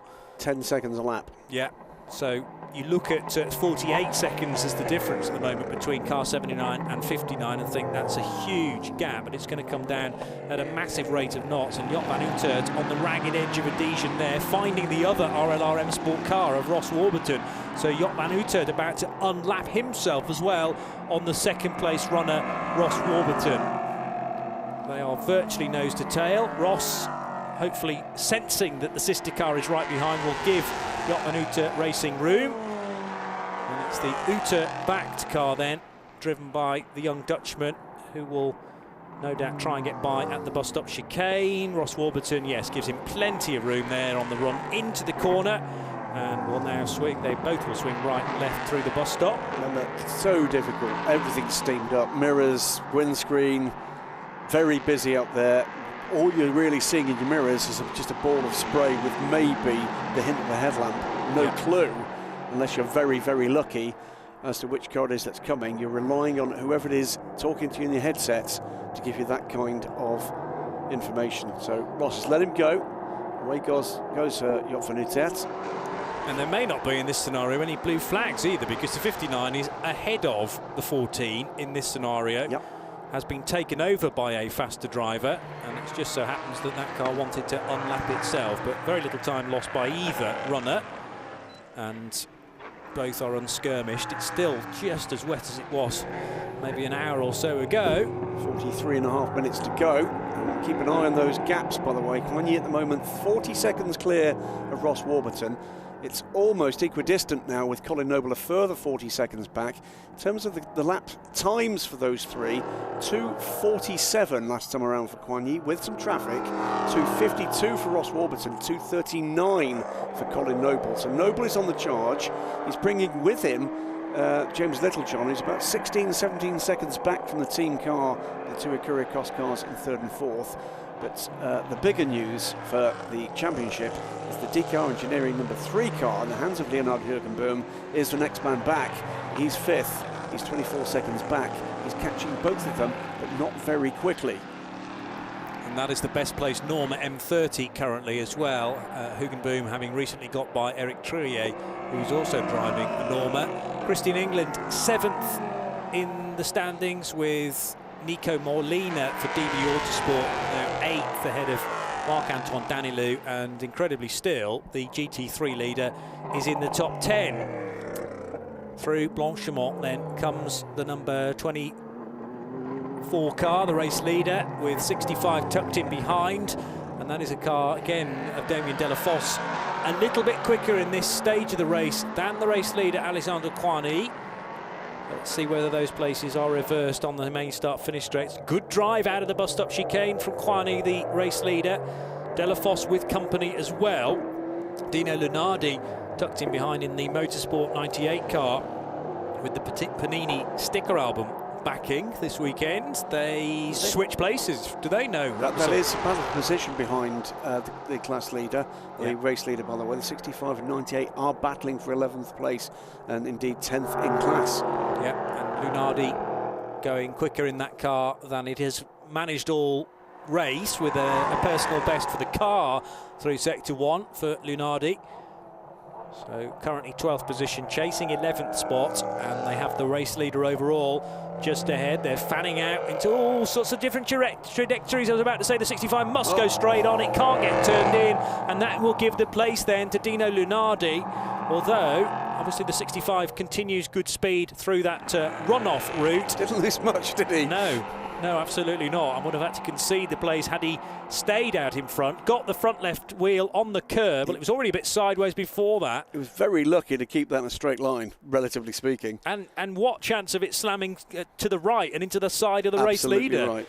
So actually some good avoidance driving there from Damien Delafosse. That won't have done the heart rate of Alexander Pagny very much good. It'd be interesting to see what it did to his lap time as well. But, yes. Keeping an eye on those gaps. He is still pulling away from Ross Warburton. Colin Noble is rapidly catching Ross Warburton. 40 minutes to go and more than 10 seconds there disappear between Warburton and Noble. And James Littlejohn is coming at a similar rate of knots to Noble too. So very shortly, Ross Warburton will have a couple of Ecurie Cost Nielsen cars for company. Leonard Hugenboom lapping on, well, that's last time around, he was the quickest of all the top 5 cars. So Hugenboom on a bit of a tear as well in the best place Norma. Out of the chicane comes Eric Trouillet, running in 6th position with Christian England for company. More spray pouring off the back of that United Autosports car, and turning right at the source, the 88 Porsche, 5th and final GT3 runner, with Alessandro Baccani now doing the driving. That is the bronze Porsche, bear in mind. Paolo Venerossi starting it, Baccani, who qualified it earlier on today, taking the 2nd stint. Although they have had a podium this year at EB Motors' home race Monza. 39 minutes approaching, waiting for the race leader to cross the line to complete 28 laps. The gap to Ross Warburton down just a tad, 47 seconds, but it is going out over time without that scary bit in traffic there. The gap, remember, was 40 seconds a little while ago to Colin Noble. That's now 22.9 seconds. So Noble is catching both. He's certainly catching Warburton at a speed that is going to mean that's going to be nose to tail before the end of this, well before the end of this race. Should have enough pace, get up into 2nd. Can he, though, challenge for the overall race lead? Well, there's time yet. That's a bigger stretch. Yes, but plenty still for this race to give, you sense, with the rainfall at the start of the race set to continue throughout it, although maybe not torrential rain all the way through. Spots of light rain here and there. Well, this is set in now, certainly for the next 15 minutes. We have had a completely, well, near completely dry track. Now it is very miserable in all the corners of the Spa-Francorchamps Grand Prix circuit. Drainage here pretty good, and on wet weather tyres these cars look pretty manoeuvrable as well, as the 88 car of Alessandro Baccani sensibly staying off the racing line and going through Le Fagna corner at a much reduced speed to allow 6th placed Eric Trouillet through. But Christian England is finding speed and time all the time on the Frenchman up ahead. This is a Norma versus Ligier battle, remember, for 6th and 7th. And Nico Morlini, really not very far away either for DB Autosport. He's 8th. Through Blanchimont, those 3 cars go now, with Alexandre Coigny on lap 28, leading by the best part of a minute now. 52.7 seconds is the exact gap. Back to Ross Warburton, who's still in the 252s. Compare that to Colin Noble. Again, a 2:39 that time around. They started this lap then with a 10-second difference between them. That could be down to absolutely nothing by the end of this tour. That was 12 seconds difference, lap on lap for Ross Warburton and Colin Noble. Ross hanging on in there, but as we heard Alex Capardi say earlier, no real experience from Ross in this car in these conditions, and this is a huge challenge, this track, in these conditions, if you're not used to them. Colin Noble, meanwhile, is just ripping seconds out of that advantage, and I think he's going to be with the 2nd place car before the end of this lap. Would concur with that. Also a change further down the order as Dino Lunardi's got ahead of Giacomo Pacini now. Not a place change in class, but Motorsport 98 are 10th and now into the top 10 overall, with the GT3 leader 11th. 2nd place in GT3 down in 15th spot, and 3rd in GT3 is 18th. Just under 36.5 minutes to go. Cracking battle here, by the way, for 6th between the 39 Graf Norma and Christian England. gathered up himself after a bit of a rocky minute or two aboard the Gulf Marine liveried United Autosports car run Ligier, and is now looking for a way by Eric Trugier. Rather mugged when it was time for Leonard Hugenboom to find a way through. Both the Normans getting by, but England has not dropped back from the Graf car. DKR car's got away a little. A lot, 25 seconds from this battle. Over the line goes Ross Warburton. The gap at the line, 3.3 seconds now for second and third. So Colin Noble is all over the back of the RLR M Sport car. That machine piloted initially by Alex Kapadia from 23rd up to eventually lead the race. There's just a bit of a question mark for me as to whether the drive time will be correctly adhered to. 55 minutes is the general rule, and that's each driver has to do a minimum of 55 minutes. And if that is the rule, and I'm reading it correctly, then Ross Warburton won't have been at the wheel for that long. It's a perfectly good question, by the way, asked on Twitter by a couple of people that says, well, what if actually, if the checkered flag comes out behind you, you do almost a full lap? It's 2.5 minutes. You therefore potentially have driven 55 minutes. Yeah, and the race time would tally with that, certainly. And it means that may well be the reason why that's not being called. Oh yes, no, it wouldn't be called yet, because, you know, who knows what might happen in the remainder of the race. Here's the battle for second position, though. Ross Warburton takes the line. Colin Noble looking for a safe way by, and that's the wise thing to do at this stage. That's the dangerous thing about running it very, very close, is that a decision wouldn't be made until the race is over. Absolutely right. And then there may be a right to appeal it, but it's a matter of fact, is drive time, unfortunately. Here comes Noble then up the inside of Pouhon corner. Neat tidy. Ross Warburton didn't make a huge meal of that, and knew really that Colin Noble was faster, so gave him the racing room, and falls to third position.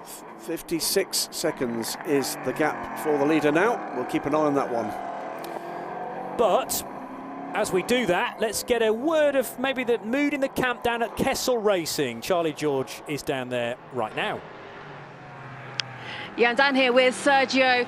Sergio, a fantastic race from you so far. I mean, you qualified on pole position. You made that all look very straightforward. And this is your first time racing here at Spa. Yeah, it is. It has been a very difficult stint. Probably the most difficult since I started to race on the racetrack. And at the beginning, the right choice was to start with slick tires, despite it was raining. Then was looking that it was becoming dry again, then it started to rain. I think also the decision that I took to pit in that lap was the right one, so that gave us the chance to increase the advantage. And for the rest, I tried to keep a good rhythm, trying to keep safe from the others and to stay out of trouble, despite it was very difficult, because the conditions were changing lap by lap. I mean, this rain is going to move in, and you were driving one corner, and the lap after the conditions were completely different. So it has been scary and exciting. But when the engineer called me back on the pit lane for the change, I was, much lighter on my stomach. We thought it was only fair to arrange proper Spa weather for your first time. Very relieved to get out of the car and looking really good for the championship for you guys. I mean, still, I think 25-30 minutes to go, and we were doing the race on our contenders. I mean, car number 51, Ulrich and Mediani. And at the moment, everything is running well, and even for the team that did, as usual, a massive job, giving us a fantastic car. We did work very well during the test and the free practice. I really want to thank you, Kessel team, and the engineer, all the guys that really are working very hard. So this really is a teamwork. So we are just the last actors, Giacomo and myself, so the ones that are driving the car on the racetrack, but there is a huge job behind, so fingers crossed. And if it's going on in this way for us, I think will be a good evening tonight. Go and have a sit down, thank you. Sergio Pianezzola, who is in a great position here for the championship with co-driver Giacomo Piccini, on course for 111 points from the 25 that they would gain. And the other good thing from their point of view is that Spirit of Race, the team that he mentioned, Christoph Ulrich doing the opening stint in that 51 car, they are down in 4th position, so on course only for an additional 12 points. That will put 34 between them with only 26 still available. And unfortunately for the 51 car, I've got the team Kessel car in between them. I'm not going to be very happy about giving them anything there.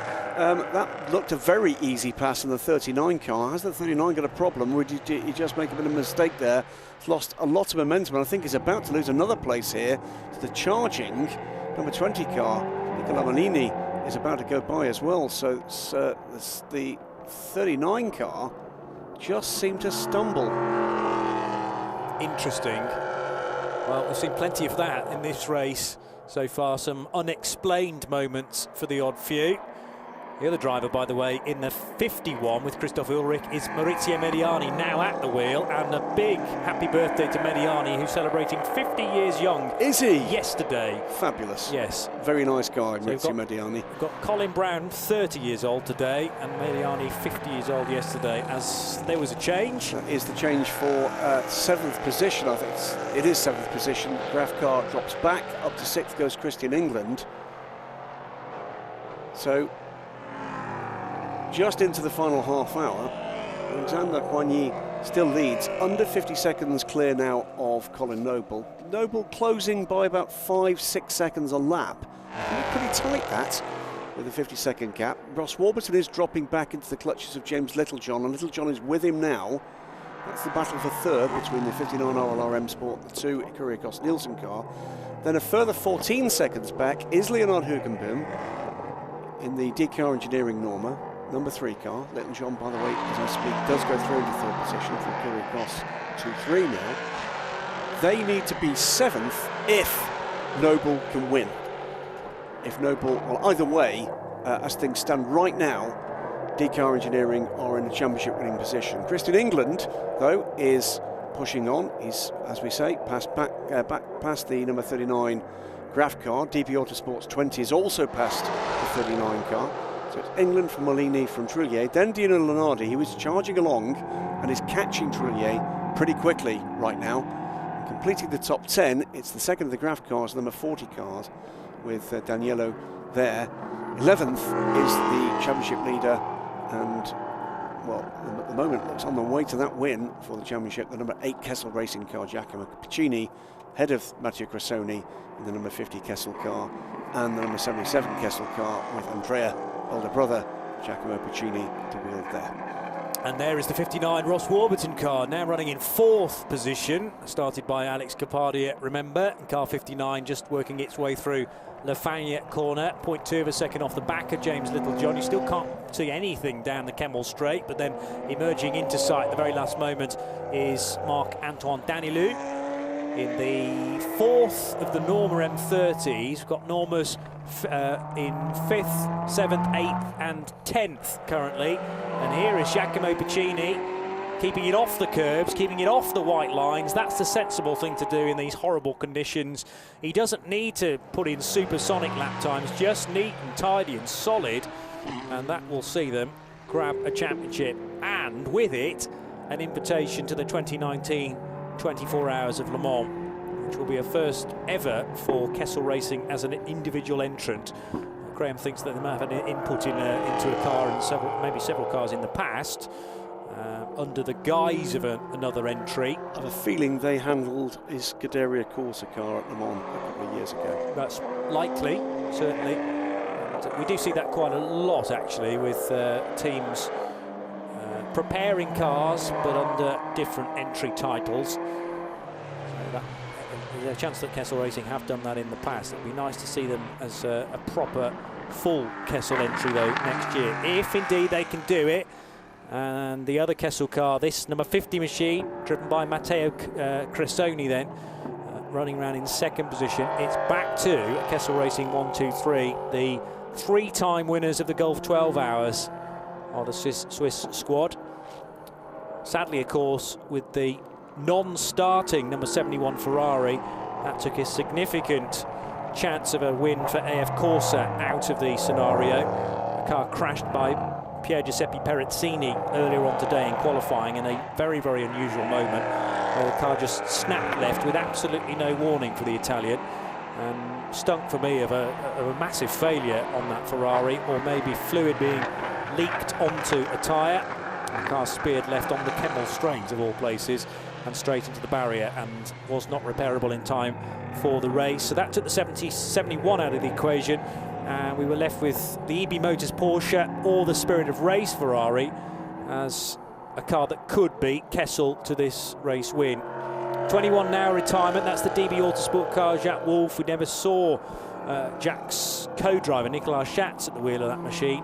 And the other car that's been in the pit lane for a long, long time now and will be labelled a retirement, I'm sure, pretty soon, the 30 CD Sport car of Anthony Pons, after that was backed into the wall just after Radion. I think it's Hugh van Utter looking for a way by the race leader to unlap himself, as this is the 98 and the 39 in a battle for position. Oh yeah, Lunardi picking off another place. I meant to mention him actually, because he's been steadily working his way up the order. He has. Meantime, another place taken is for fourth position. Hergenboom has taken fourth position from Ross Warburton. Increasingly comfortable in championship positions for Hergenboom now. The lead gap, by the way, 40 seconds now Colin Noble needs to find in 24 minutes and 42 seconds on Guanyi. That is going to be right to the line. Is taking around 4 to 5 seconds out of the leading car. Yes. That's not a million miles away from schedule for that to be about right in the dying moments of this race. Yes, and on the odd occasion it's as many as 6 seconds. Yeah. But it depends on what sort of traffic Guanyi is having to deal with. Here is Guanyi now dealing with traffic. Yes. Of a different sort. That is... It's Van Uter, wasn't it? It is Van Uter unlapping himself from the leader, so goes back onto the lead lap. Yeah, so car 14 still down in 12th position, but Joop van Uter wasting no time at all to slither up the inside of the overall race leader at Speaker's left, and Damien Delafosse still only 4.4 seconds away from Joop van Uter. This will be Damien appearing now within tow, possibly it is the N race car number 99 with new driver at the wheel, John Boris Shire now of France. 32 years old, sharing that N-Race Ligier with Alain Costa, who we saw at the wheel for the opening best part of an hour. 23.5 to go, and it is Alexandre Guanyi leading by 39.1 seconds, but Colin Noble generally much, much faster, to the tune of 4 or 5 seconds, as a Ferrari gets by the 59 of Ross Warburton. That wasn't for position, but Ferrari 77 unlapping itself with Andrea Piccini driving that car third in GT3. Conditions utterly horrible out there. Drivable, raceable, horrible. Obviously, as people become acclimatised to this grip, or rather lack of it though, it becomes slightly easier. At least you can associate yourself with a lap time that you're comfortable with, and just don't push any more than that for any heroics. And that's, I'm sure, what a lot of these non-pro drivers have done. Maybe even being given a sort of delta lap time by the team and say, just continue to punch that out with consistency. Well, that is exactly what I'm sure Colin Noble will be doing now. He'll be told, this is what you need to achieve. You're looking for a low 240, and that should be enough to get you in a position to pressure for the overall lead in the dying minutes of this race. Yeah. And he'll need a little bit of time to actually pull off the overtake, of course, as well. Well, he's taken 7 seconds out of the lead that time around, 33.5 seconds. So I reckon that's ahead of his delta. We saw this last time when he had to attack a lead like this, and it might not have been Guanyi last time, actually. It was Red Bull Ring, and I think it was a more or less identical thing in rather different weather conditions. So he attacked it beautifully, got the lead, pulled away, but then there was that incident on the, antepenultimate turn, I'm afraid, that took him out of the lead and took that win away. They are going to be desperate to take this one. Guanyi exiting Bruxelles now, and Noble is part way down the Kemmel Straight, in fact approaching Les Carmes and the braking area right now. So if he looks out of his right-hand window, he can probably see down the hill there, the 24. 32 seconds. So he's taken a further second, 1.1 1.25 seconds in the first sector out of Guani's advantage. It's not a foregone conclusion this yet, not by any means. 22 seconds separate Colin Noble from James Littlejohn. They're lapping at about the same sort of speed, and Leonard Hoogenboom doing all that he needs to in the 2-minute 40s with no pressure from behind. Meanwhile, Lenardi is looking for another position. He's caught up Molini in the DB car for 7th and is looking to go through there too. And the door is firmly closed in the face of Lunardi there, and Lunardi had to get out of the throttle. He thought he had the corner, but all of a sudden Molini said, no you don't, and Nicola Molini is a silver-rated driver from Switzerland, sharing that car with Jean-Ludovic Foubert. And at the moment they stay in the same order, but Dino Lunardi offering really good speed in this Motorsport 98 Ligier. It's another Norma versus Ligier battle as they disappear into the fog, the steam and the spray that is the Kemmel Straight right now. Side by side as well between the N-Race car and the 65, and that is a place made up by John Boris Shire over Damien Delafosse, and also skipping up ahead. What's happening there? Now that was Shire taking the place. Duncan Tappy not very far away either for Lannon Racing in number 25. Yeah, Duncan's time's pretty good in the 240s. Kind of Venutet and Colin Noble sort of pace. It's obviously way back. That's very edgy. This is still Dino Lunardi looking for the possibility, getting up the inside as they approach Pouhon. Not going to have space to do that there. Further 6 seconds, by the way, out of that lead. Colin Noble, under 20 minutes to go, 27.5 seconds is the gap. It's becoming more and more doable, isn't it? Yeah, and obviously if he can get a visual on the car up ahead, that will drive him on even further. As still Dino Lunardi cannot get by Nicola Molini, who's driving the widest DB Autosport Norma he can. This might be the opportunity though, down at Campus Corner, and yes, Dino Lunardi out-muscling, out-positioning the 20 car and bags 7th position as a result. So that is Motorsport 98 at their home race, let us not forget. Eric de Doncker, the 56-year-old Belgian from Brussels, and the man from Nîmes in southern France, Dino Lunardi, gets the place. 18 minutes and 40 seconds to go. LMP3 headed by number 24 with a 26-second cushion. Alexandre Guani for Cool Racing on course for a first victory, as would be Akuria Kost-Nielsen. Absolutely. Second place is their best so far. Team coming on strong. Second places are becoming something of a trademark. It's a trademark they don't particularly want. True. Yeah, there's been a second place actually for the other car as well, number 2 of Tony Wells and James Littlejohn. A third position to kick off their year, and it's been 2 second places for the 79. Meantime, behind that pair, the Akuria Kost-Nielsen teams, plural, 11 seconds back now, Leonard Hoogenboom in, well, DK Engineering looking ever more likely to go away from here with big smiles on their face. Christian England and Dino Lunardi, by the way, both just gone by Ross Warburton, so it's another place earned for Lunardi. He's up to 6th position now. Warburton dropping to 7th place, and now will be cautious of the advances of Nicola Molini for DB Autosport, because the 20 car, having just been overtaken by Dino Lunardi, is not very far away. Eric Truier, the best of the Graf machines, number 39, is 9th, ahead of Marc-Antoine Danilou, his teammate. And in 11th place overall, first of the GT3 cars remains Giacomo Piccini, and he has a very comfortable margin over Matteo Crassoni, also from Kessel Racing. Here's your battle for 7th place then, with the 20 car trying to find a way by out of Bruxelles Corner, and Ross Warburton finds the apex at Speakers, a little bit slow out though, and the tail wiggle. Yeah, big wiggle from the rear of that RLRM Sport car. That will give the place to Morlini with not too much work necessary. Morlini now will not be a distraction for Ross Warburton, so Ross can get back into the groove again. He's hitting his marks, and again I'm sure it's all about a delta time for him too. Just just trying to nip the odd 1/10 of a second here and there to get faster with every lap, but it's very tricky in these conditions. It's really squeaky sort of time, isn't it? Championships at stake, race wins for the first time at stake, podiums at stake. These are the things that matter when we're getting into the glowing embers of a season. That is the race leader just allowing the M-Race car to unlap itself.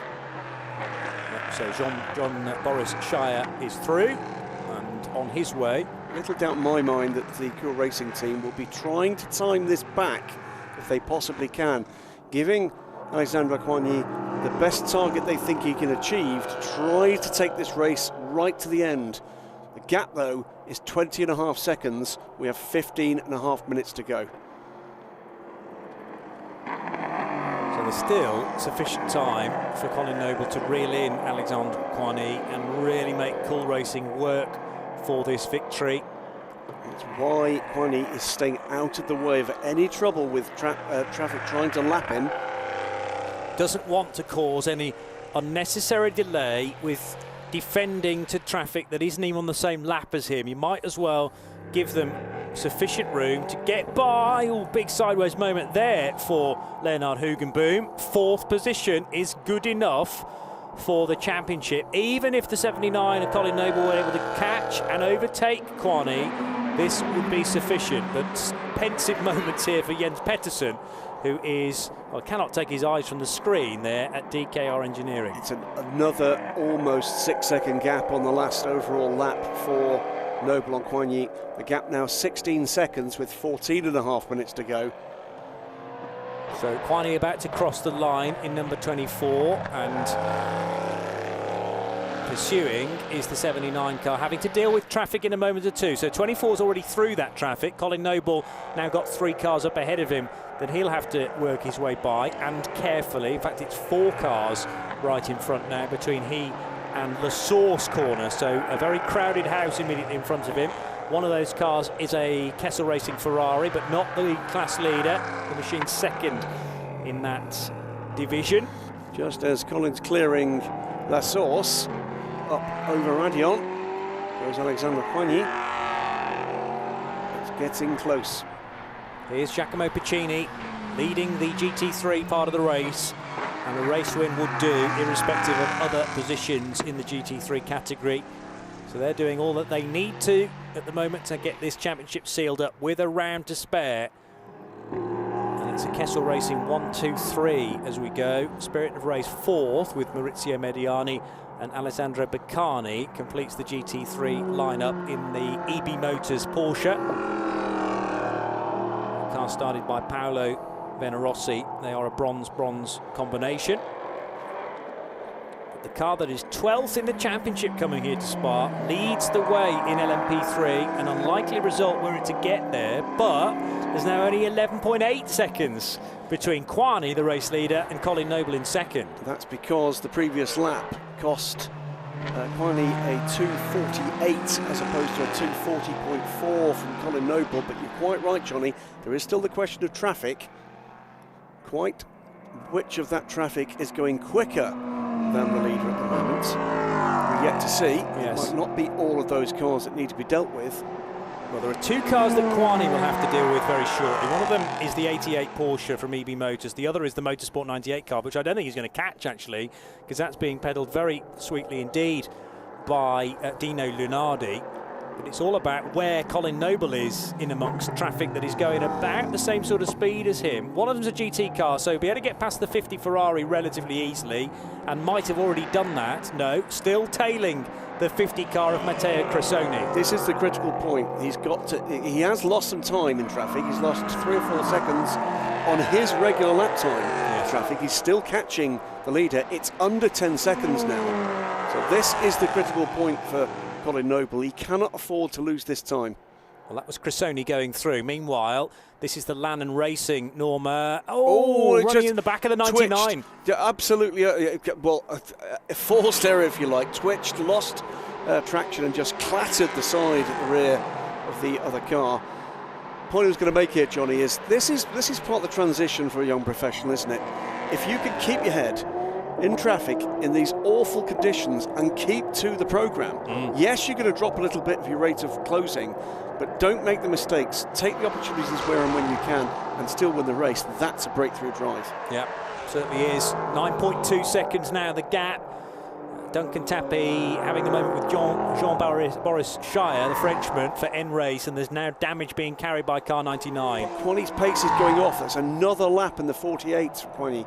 Yeah, 2:48 from the Frenchman, 2:43 for the Scotsman, Colin Noble, with James Littlejohn still third and actually lapping quicker than both cars ahead of him. At that rate of closing, they're nose to tail in 2 laps, but there is the issue of traffic. It is still going to be tight here. Well, ahead of Colin Noble, down at Les Combes and about to head to Bruxelles are 2 cars, one of which is the 65 of Graf, and the other one might be the number 4, Brookspeed. Yeah, so driven by Nico Ronde now, but Brookspeed way down in 22nd position. They shouldn't make a big issue of getting out of the way, and we're going to see in a moment Colin Noble go through. He comes. It's almost visual now. There's another car as well in between because leader has gone by the EP Motors Porsche, but that's the gap.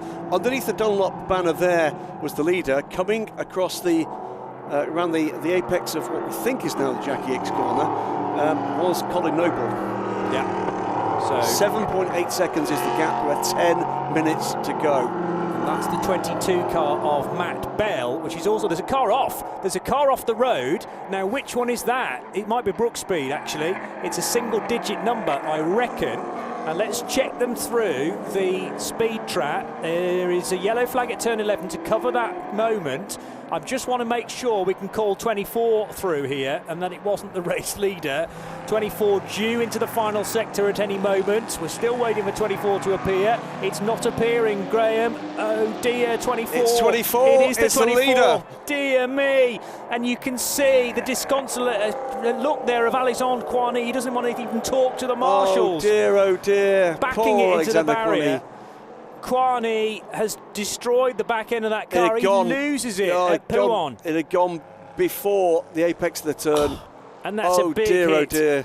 That's a big hit for Quani. We hope he's okay, but the bigger deal obviously is that it's done so much damage to the car he can't even rejoin. And all of a sudden, Cool Racing wave goodbye to a victory, and this is looking very, very good for Ecuria Kost-Nielsen. They're now 1-2. Right, 1-2, and also if it stays like this, and there's only 9 minutes to go, the championship winners would be on the podium. Yes. So, I mean, what a way to Quani's celebrate their championship. Yes, Quani's he is. out of the car. It is done. Well, I figured that, to be honest, from the damage that had been done to the left side and the rear of that car. And what I was looking at, and what I was beginning to get a bit twitchy about, full course yellow now for the recovery of that car. Had that come out and they determined that that would have been it for the race, it could have been very, very different. The fact that there's a 24 car in trouble, and now we go to full course yellow, well, all of a sudden, I'm sure the person that would be thinking the best of this one is probably James Littlejohn, because he was being caught. Dino Lunardi, by the way, with Christian England for 4th position right now. Yes, and you'll forgive our moment of doubt there, because I just saw that car from sideways on, from a distance, and the Brookspeed livery looks a little bit like that of Cool Racing, and it was a question of calling them through the end of Sector 2 and into Sector 3, and the 24 did not appear. We had seen the 24 go through that bit of Pouon okay, but then halfway around the corner, it skated off. I think he clipped the curb on the outside, and it was it's just standing water. I think that's what's done it. He's leaned on it just a little too hard. He knew Colin Noble was coming. We were at the point where it was finally visual, and you've got to feel for that man. These conditions, awful conditions, crushing. It's not even as if they lost the lead on the last lap. They're not going to get a finish now. Deserved at least a podium for that performance. Yeah, certainly so. And Quani having now to work his way gingerly over the top of the tyres, trying to put a brave face on it. Antonin Borger deserves an awful lot of credit as well for getting the car into that sort of position. But the 2 Swiss drivers, without Iraj Alexander this weekend, are going to have to go back to the team and console themselves in that little team network. But Cool Racing are on to something good for the future, as you've already mentioned. Race isn't over yet, so it looks like that might be a quick lift and maybe back to green flag running. Just to report as well, another change. Joep van Uytert has gone up into the top 10, in fact 9th, as the RLRM Sport car drops back further. So the RLRM Sport car of Ross Warburton drops a couple of places there. The sister car, the 14, up into 9th overall. There is Sergio Pianazzola. He starting with a wry smile, I would suggest now. He's done all his hard work, and now the onus is on Giacomo Piccini to bring this Ferrari back home unscathed. And the more time that is taken up by the full course yellow, the better, I'm sure, for Kessel Racing, who now will still run first, second and third in GT3. And there's a big margin between all three cars, actually, even under the full course yellow. Although Maurizio Mediani had been chasing down Andrea Piccini, only 4.3 seconds between them under the full course yellow. So that could be lively for the final step of the podium between Kessel and Spirit of Race. Joep van Uytert heading into the bus stop chicane now with 5.5 minutes to go. It should be a relatively quick recovery, but how many more minutes are we going to have for racing conditions? Well, there you go. There's the psychology of a racing driver, isn't it? I'm sure Joep van Uytert would much prefer to have been on a podium this afternoon, but he'll be a lot happier in 9th than he ever would have been in 11th. True, yes. And ahead of the GT leader as well, which is another psychological gap, whether or not the weather conditions were playing to the strengths of the Ferrari this afternoon, which of course they are. Yes. So the 24 is almost on the back of the flatbed. We've got under 5 minutes to go. The question now is, will they put this race back to green for the last few minutes? Well, there's the potential for that, and it depends, of course. It's raceable, without a doubt. Oh yeah, the conditions are, and it's obviously very, very wet offline, as Alexandre Coigny proved. We didn't see exactly where that car switched ends. It's already mid-accident as it comes into the side of the camera down at La Fagne corner. And saw a huge incident in a similar place last year in the European Le Mans Series race. Yep. For the Algarve Pro car, which actually toppled over onto its roof because it caught the Marshall post. This is the car going off a little further around Pouhon, where the tyres are 4 or 5 deep. So the tyre wall did its job. We go green in 35 seconds. At 17:47:30, we go green in 30 seconds. So 2.5 minutes of racing to the flag, or wherever the leader is, of course, when the checkered flag is displayed. That, ladies and gentlemen, is a race director that is still a major race fan, wants to see them race. 20 seconds to go green. Much, much better to get the race checkered under racing conditions, and there's a very small gap indeed between Christian England and Dino Lunardi. Who's going to get the start and the best of the starts from this countdown then? 3, England 2, in front, Lunardi 1. behind. Track is back to green. Both hit the loud pedal at identical times. Has Lunardi got the better of him? No, he goes up there. That was a brilliant move from Lunardi. England's not having anything of that though. He manages to power around the outside, keeps the gap. Lunardi again goes to the inside. Still, England's not going to cede that position. Just 3 minutes to go. Oh, good stuff for 3 minutes of racing here. And the tyres will have lost a bit of temperature, of course, running around in very wet and cold conditions. So the Michelin slowly bubbling back up to operating window, and the full course yellow speeds. Well, there's a sort of bracket caveat that we get at the end of each of the FCYs, that all those speeds are under investigation now. That might mean there's a suspicion that somebody has done wrong. It might be just a check. But there are 2 minutes and 3/4 still to go, and might be a little bit more to tag on to that. Spinning where the leader is. Both sliding through and into the bus stop. Completely different lines, completely similar results. 0 kilometres per hour is the wind, so that suggests the rain is going to stay with us for the rest of this race and probably into the evening as well. Up the inside, maybe. Christian England goes a bit too hot into Lassour's corner. No, Dino Lunardi slides the rear out just a little too much, trying to get the power in. Kept it right on the edge, but couldn't get the straight line momentum. But now down towards Le Rouge, up to Radion. He's got the better run up the hill here.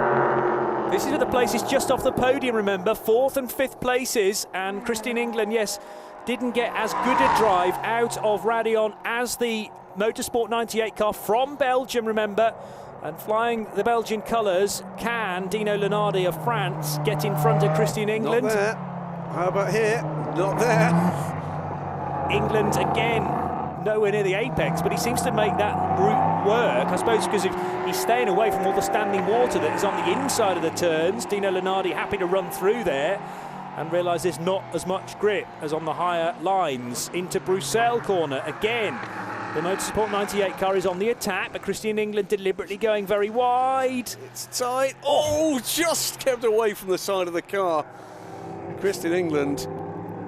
It's all about the drive off the corners, isn't it? And where the extra grip is. Keeping his cool amazingly here. Yes, absolutely. Well, the onus is on Dino Lunardi to make this overtake work. Not afraid, Christian England here, to cede a little bit of track position for momentum and for traction. And he's got it right every time so far. He's got 53 seconds on the clock and whatever is left on the track to keep that momentum. Here comes Lunardi, though. Can he do it again? Christian England's got the line for the corner, and he keeps it. He does, and he's put the car to driver's right this time so that he can defend into Camper's corner, but surely this time the man from France, from Nîmes, gets the place, although Barnsley-born Christian England trying to go up the inside again. No, not quite. And finally, Christian England runs out of opportunities to defend, and it looks like he's lacking power coming out of Curve Paul Frere as well, because he's lost several car lengths this time on Dino Lunardi, who's now got a lot of spray to contend with from a Ferrari. Might be the 50 car up ahead of him. Final lap for the leaders. Meanwhile, Colin Noble, 11 seconds to good from teammate James Littlejohn, who's 8.5 seconds up on Leonard Hergenboom. They've got 45 seconds on this battling pair. This is the race leader, Colin Noble. Young man from Scotland. BRDC Rising Star, and I think that's an apt description of the way that he's tackled this season, a breakthrough season for the reigning UK LMP3 champion, and an excellent middle part of this season for the team and for this squad. Yeah, paying a little bit for a non-finish in the second Road to Le Mans race back in June, but they finished second at Red Bull Ring, second place at Paul Ricard to kick their season off as well, and a 5th place finish in the first race during Le Mans week. 17th place at Monza as paid to any chance of a championship coming here, though, and of course that non-finish at Le Mans. But this will be a first win of the year. La Fagna corner down towards Campus now, nursing a 12-second lead back to the sister car of James Littlejohn, started by Tony Wells. And Leonard Hergenboom on course for a 3rd place finish in the race, and that would seal it in the championship for DKR Engineering. And the battle that we've just enjoyed between Dino Lunardi and Christian England will settle 4th and 5th positions. Christian England, I think, is far enough ahead, yes he is, of Nico Morlini, with any chance of that to change pretty much gone. Coming to the end of the lap, well done Alistair McCaig, well done Akuri Kos-Nielsen, and very well done Colin Noble. Chased down a mighty lead. It looked like he was going to do it anyway, but Alexander Kwani's misfortune became the edge they needed. 79 Akuri Kos-Nielsen car, Johnny, home for their first win in the Michelin Le Mans Cup. There you go. They get 25 points then, and how quickly motorsport can turn, because Colin Noble and Alistair McCaig very, very disconsolate on the podium at Red Bull Ring. But they'll take the top step this time around, and mass applause down at Akuri Kos-Nielsen. Over the line in 3rd position and sealing the championship, Leonard Hergenboom and Jens Pettersson for DKR Engineering. They are the 2018 Drivers' Champions, and DKR get back-to-back titles after Jean Gloria and Alex Torrell's success in 2017. Excellent stuff. Deserved winners. They've been dominant almost throughout the entire year. Jens Pettersson, there he is, has been around for quite some time, GT racing in particular, has adapted to LMP3 beautifully. Leonard Hergenboom is going to be one of the crop that come from LMP3 and are going to be on the ends of my typing fingers for quite some time, and will be, I'm sure people will talk about Johnny for quite some time, with, I'm sure, long sports car history ahead of them to come. Yeah. That's what this championship is all about. It's breaking new talent, whether or not that talent be behind the wheel of the car, as a gentleman driver or as a pro driver. or as a team, an aspirant team, to break through. Meantime, though, there's another race to be won, another championship to be won, and it's about to happen. Yeah, in the GT3 category, every other car in the class is home, but the Kessel Racing Ferrari still to come around, just heading out of Campus Corner now towards Curve Paul Frere. So Blanchimont and the bust-up chicane to come. And we said it would take one more win for the number 8 Kessel Racing crew. They are on course to take victory. Congratulations to Giacomo Piccini and Sergio Pianazzola. Pianazzola's stint for an AM driver for a bronze was absolutely superb in very unpredictable conditions. They were changing every lap in the early stages. You wind the tape back to the start of the race and it was pretty much bone dry. Then the rain came down and this Ferrari was just about on the right times at the right time, finishes well ahead of everybody else, and it'll be a race win then to car number 8, but more crucially the Drivers' Championship, the Teams' Championship go the way of Giacomo Piccini, also Sergio Pianazzola, and Kessel Racing are going to Le Mans next year. Exactly the point I was going to make. Another famous name in motorsport will be going to the biggest endurance race in the world. Kessel Racing from Switzerland, with a great tradition of high-end GT3 racing, will make the leap, and I'm sure they'll want to take that.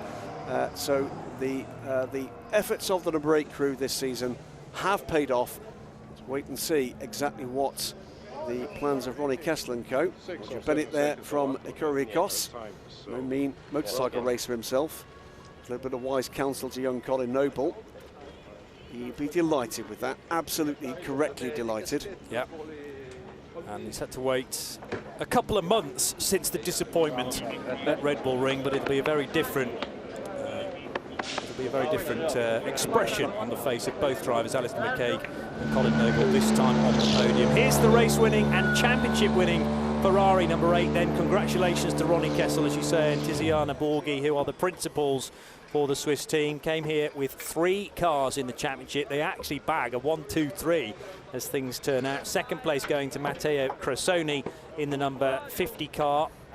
And that's the car he shares with Cressoni in with Murad Sultanov. So first race in this championship for both drivers, and they bag themselves a second place. And Andrea Piccini in car 77, sharing with Claudio Schiavone, will complete the podium. Well, let's hope that encourages Mr. Sultanov back, because he'll be very welcome, I'm sure, on this grid. It is a grid that certainly has got room for more GT cars. So right now, you can only beat who they put in front of you, and that's exactly what the number 8 Kessel Racing crew have done. Giacomo Piccini looks like he's won that effort pretty well.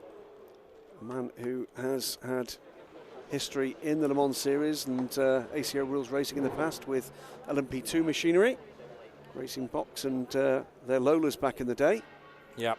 And now it is time to get some reaction from our various winners. Let's catch up with Ecuricos Nielsen first of all. The 2 drivers now with Charlie. Well, guys, finally that elusive win has come to you in rather spectacular Spa conditions. Yeah, it was rather tricky. Alistair definitely got a tricky stint at the start, going out in slicks and it rained for the first lap. But yeah, he did a really good job keeping it on, and yeah, brought it round in P1 after the second lap. How does it feel to take that win?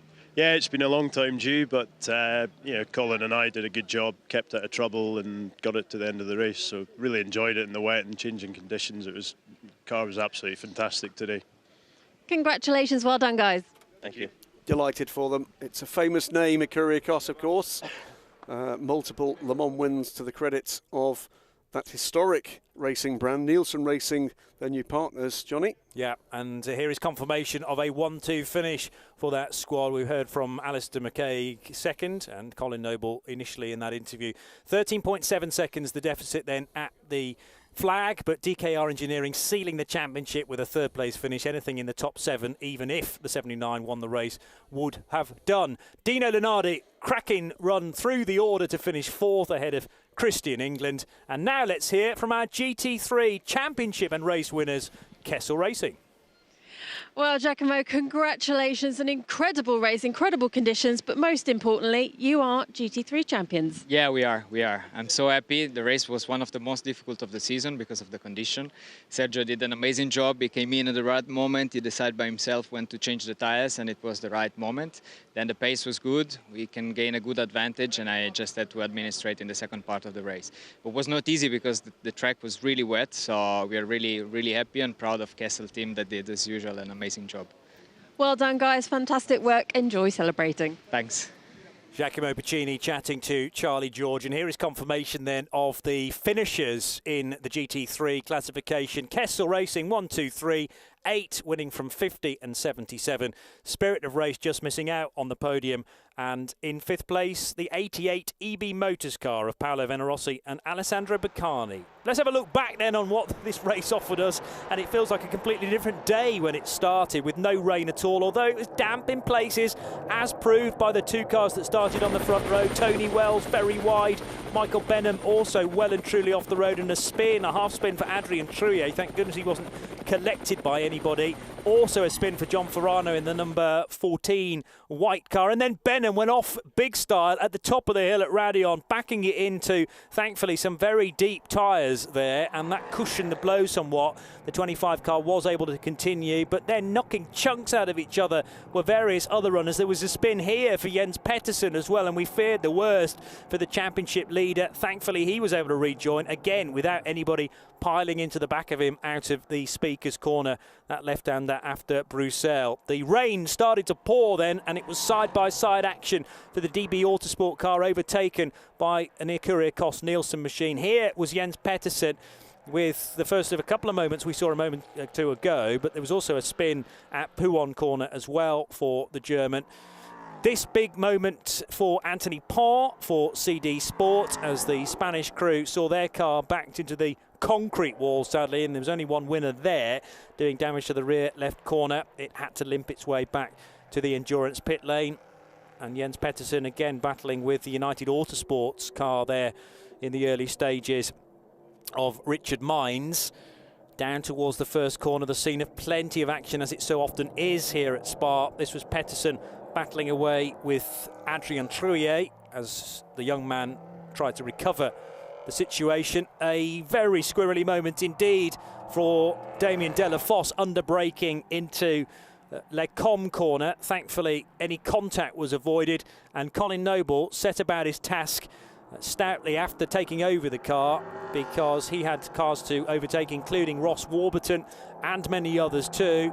And then the race leader at the time, who was Alexander Coigny, retiring in spectacular fashion, skidding off the track at Pouhon, and those at Cool Racing could not watch, slamming into the side of the tyre wall there. Thankfully, Coigny was okay, the car out on the spot though, and here was the moment that Colin Noble obviously took the lead at that time when Coigny spun out and retained it to the checkered flag. Over the line then for a first win of the season for Courier-Kost-Nielsen after so much success in the UK-based LMP3 Championship.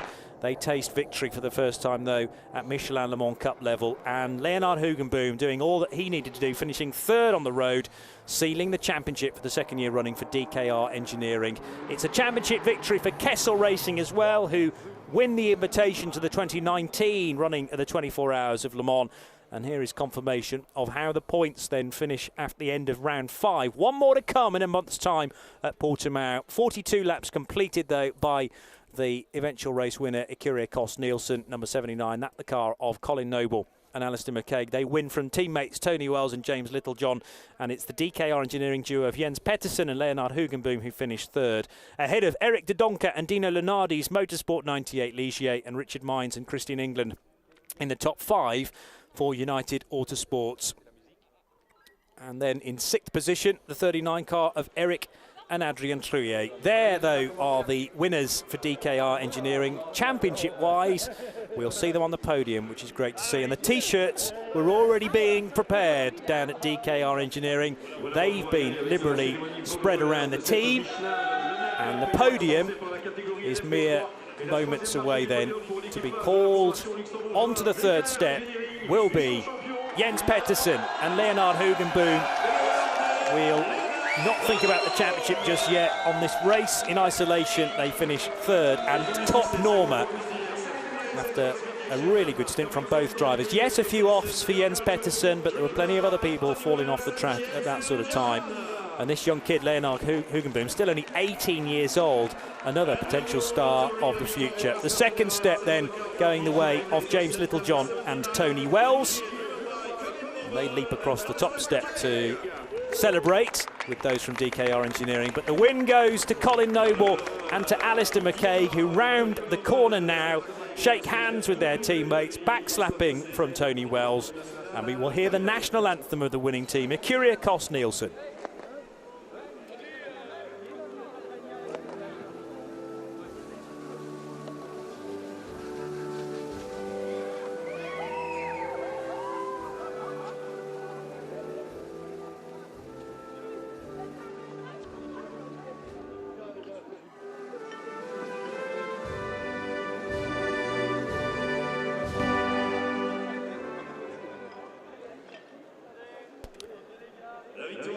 There it was, and congratulations again to Colin Noble and to Alistair McCaig.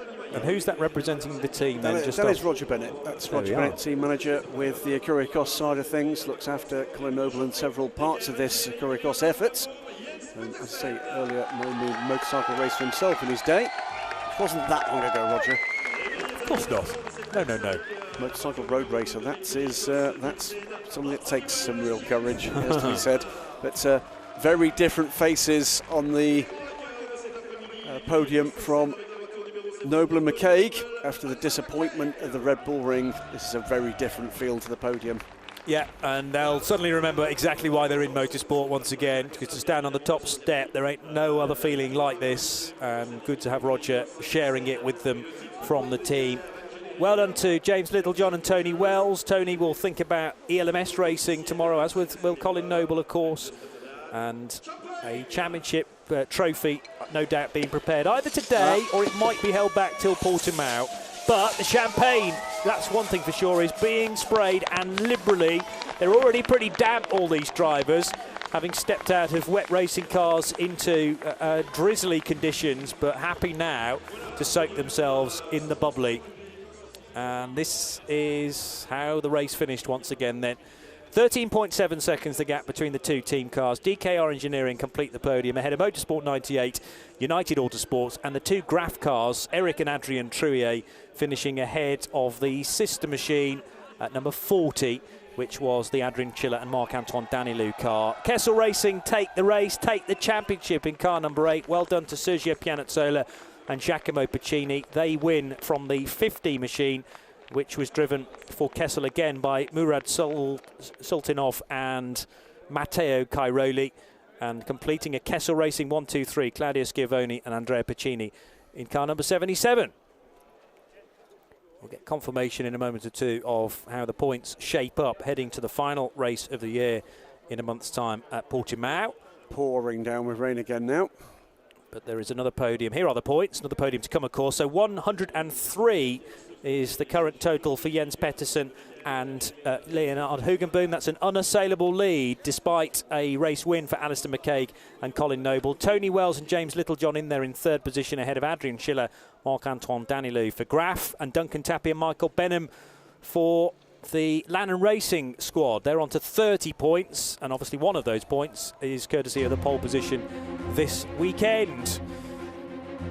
Dry conditions greeted the teams as they headed to the dummy grid ahead of a rolling start, but it was to worsen, and with great ferocity too, with cars almost unable to stop at the first corner, including Michael Benham and including Tony Wells. This was a big crash for Anthony Pont in his CD Sport machine, but a great race in the end for Kyriakos Nielsen and for Kessel Racing.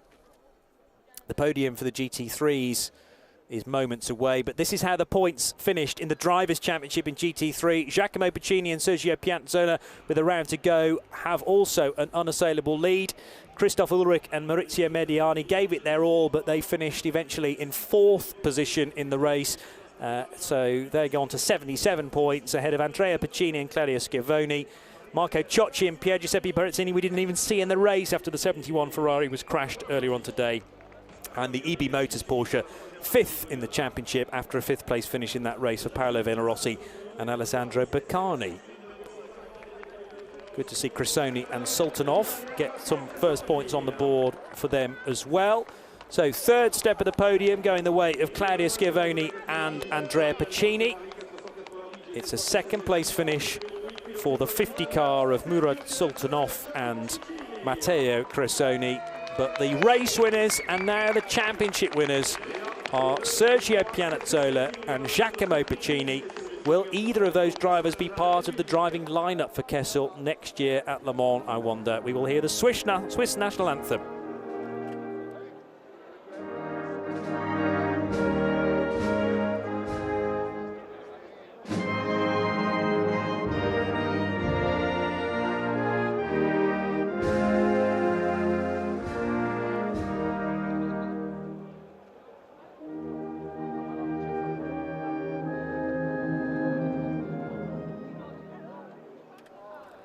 So a perfect set of results for the Lugano-based team Kessel Racing. And the Michelin caps go back on. Team representative from Kessel also joining the race-winning drivers. And the trophies about to be called forward then. 3rd place to be presented first.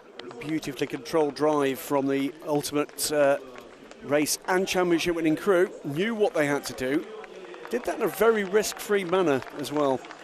Impressive stuff from the number 8 crew. Yeah, and really the only blot on the copybook were the Road to Le Mans races. One of them they finished 2nd. The other one all came to a grinding halt without a lap completed when several Ferraris got together at the 2nd chicane, you may remember. But every other race along the way, the 2-hour bread and butter races, they have won. So clearly deserved championship winners. They might even make it a clean sweep in Portimao in a month's time. Kessel could not wish for a better result here, having brought 3 Ferraris with them in GT3, and each one of them features on the podium. The champagne about to be decorked and again sprayed on this fantastically positioned podium at Spa. A couple of stories up and directly in front of the grandstand. Let's look back then on what the GT3 battle offered us throughout the last 2 hours of Michelin Le Mans Cup action. As the P3s kick things off down towards the first corner, the GT3s towards the back of shot, but both cars in LMP3 had to go straight on and use a lot of the runoff, almost had to pay to get back in, so wide were they. Adrien Trouillet sideways as well. But thankfully all those cars recovered and we ended up only with 3 retirements. The DB Autosport car of Jacques Wolf, despite Michael Benham's big off there at Radion. The CD Sport car didn't make the finish. We'll see what happened to that in a moment or two. And also the Cool Racing car that was leading at the time with Alexandre Coigny at the wheel, but that spun out at Pouhon. This was a spin for Jens Pettersson, and everybody having to slow up and go to the right of the German driver in the Luxembourgish car from DKR Engineering. Side by side, this at the start of the Kemmel Straight, and a nice little overtake round the outside of the number 20 DB Autosport car. This was Jens Pettersson heading into Campus Corner with water pouring off the number 3 car, but on the way to a 2018 championship. This is what happened to Anthony Pont in the CD Sport car then, smacking the concrete wall on driver's left at Radion and doing significant damage to that rear wing and also the floor at the back of that car. 3 cars through Campus Corner as well, showing it is possible to race very close to one another in these tricky conditions. Leonard Hugenboom would take over the number 3 and set about overtaking several cars then, including the number 39 that at the time was driven by Eric Trouillet. Also cars fanning out down the straight, which resulted in a big moment for Damien Delafosse at the wheel of the 65 Graf racing car. He did actually very well to recover that moment. And here was the 79 then ducking underneath Ross Warburton. and he would never look back, would Colin Noble, who took victory with teammate Alistair McCaig. They will be thoroughly chuffed with that, and it might be the first of a few. That was the moment when Alexandre Coigny went off stage right and into the barrier, sadly, and those at Cool Racing could no longer watch the big screens, but it means when you get a negative in motorsport, somebody else is going to find a positive, and Colin Noble was there to take the race lead, which was converted into a race win, and over the line they went 2 months after massive disappointment at Red Bull Ring. Thank you, Graham Goodwin of dailysportscar.com. An enjoyable race once again. One more to come in a month's time. Absolutely, and more to come tomorrow with 4 hours of the European Le Mans Series. Join us, both of us again. That was engaging stuff. And we hope for slightly better weather, although the forecast doesn't suggest that right now. It is Spa, after all. From Graham Goodwin and from Johnny Palmer, we hope you've enjoyed our coverage. Bye-bye.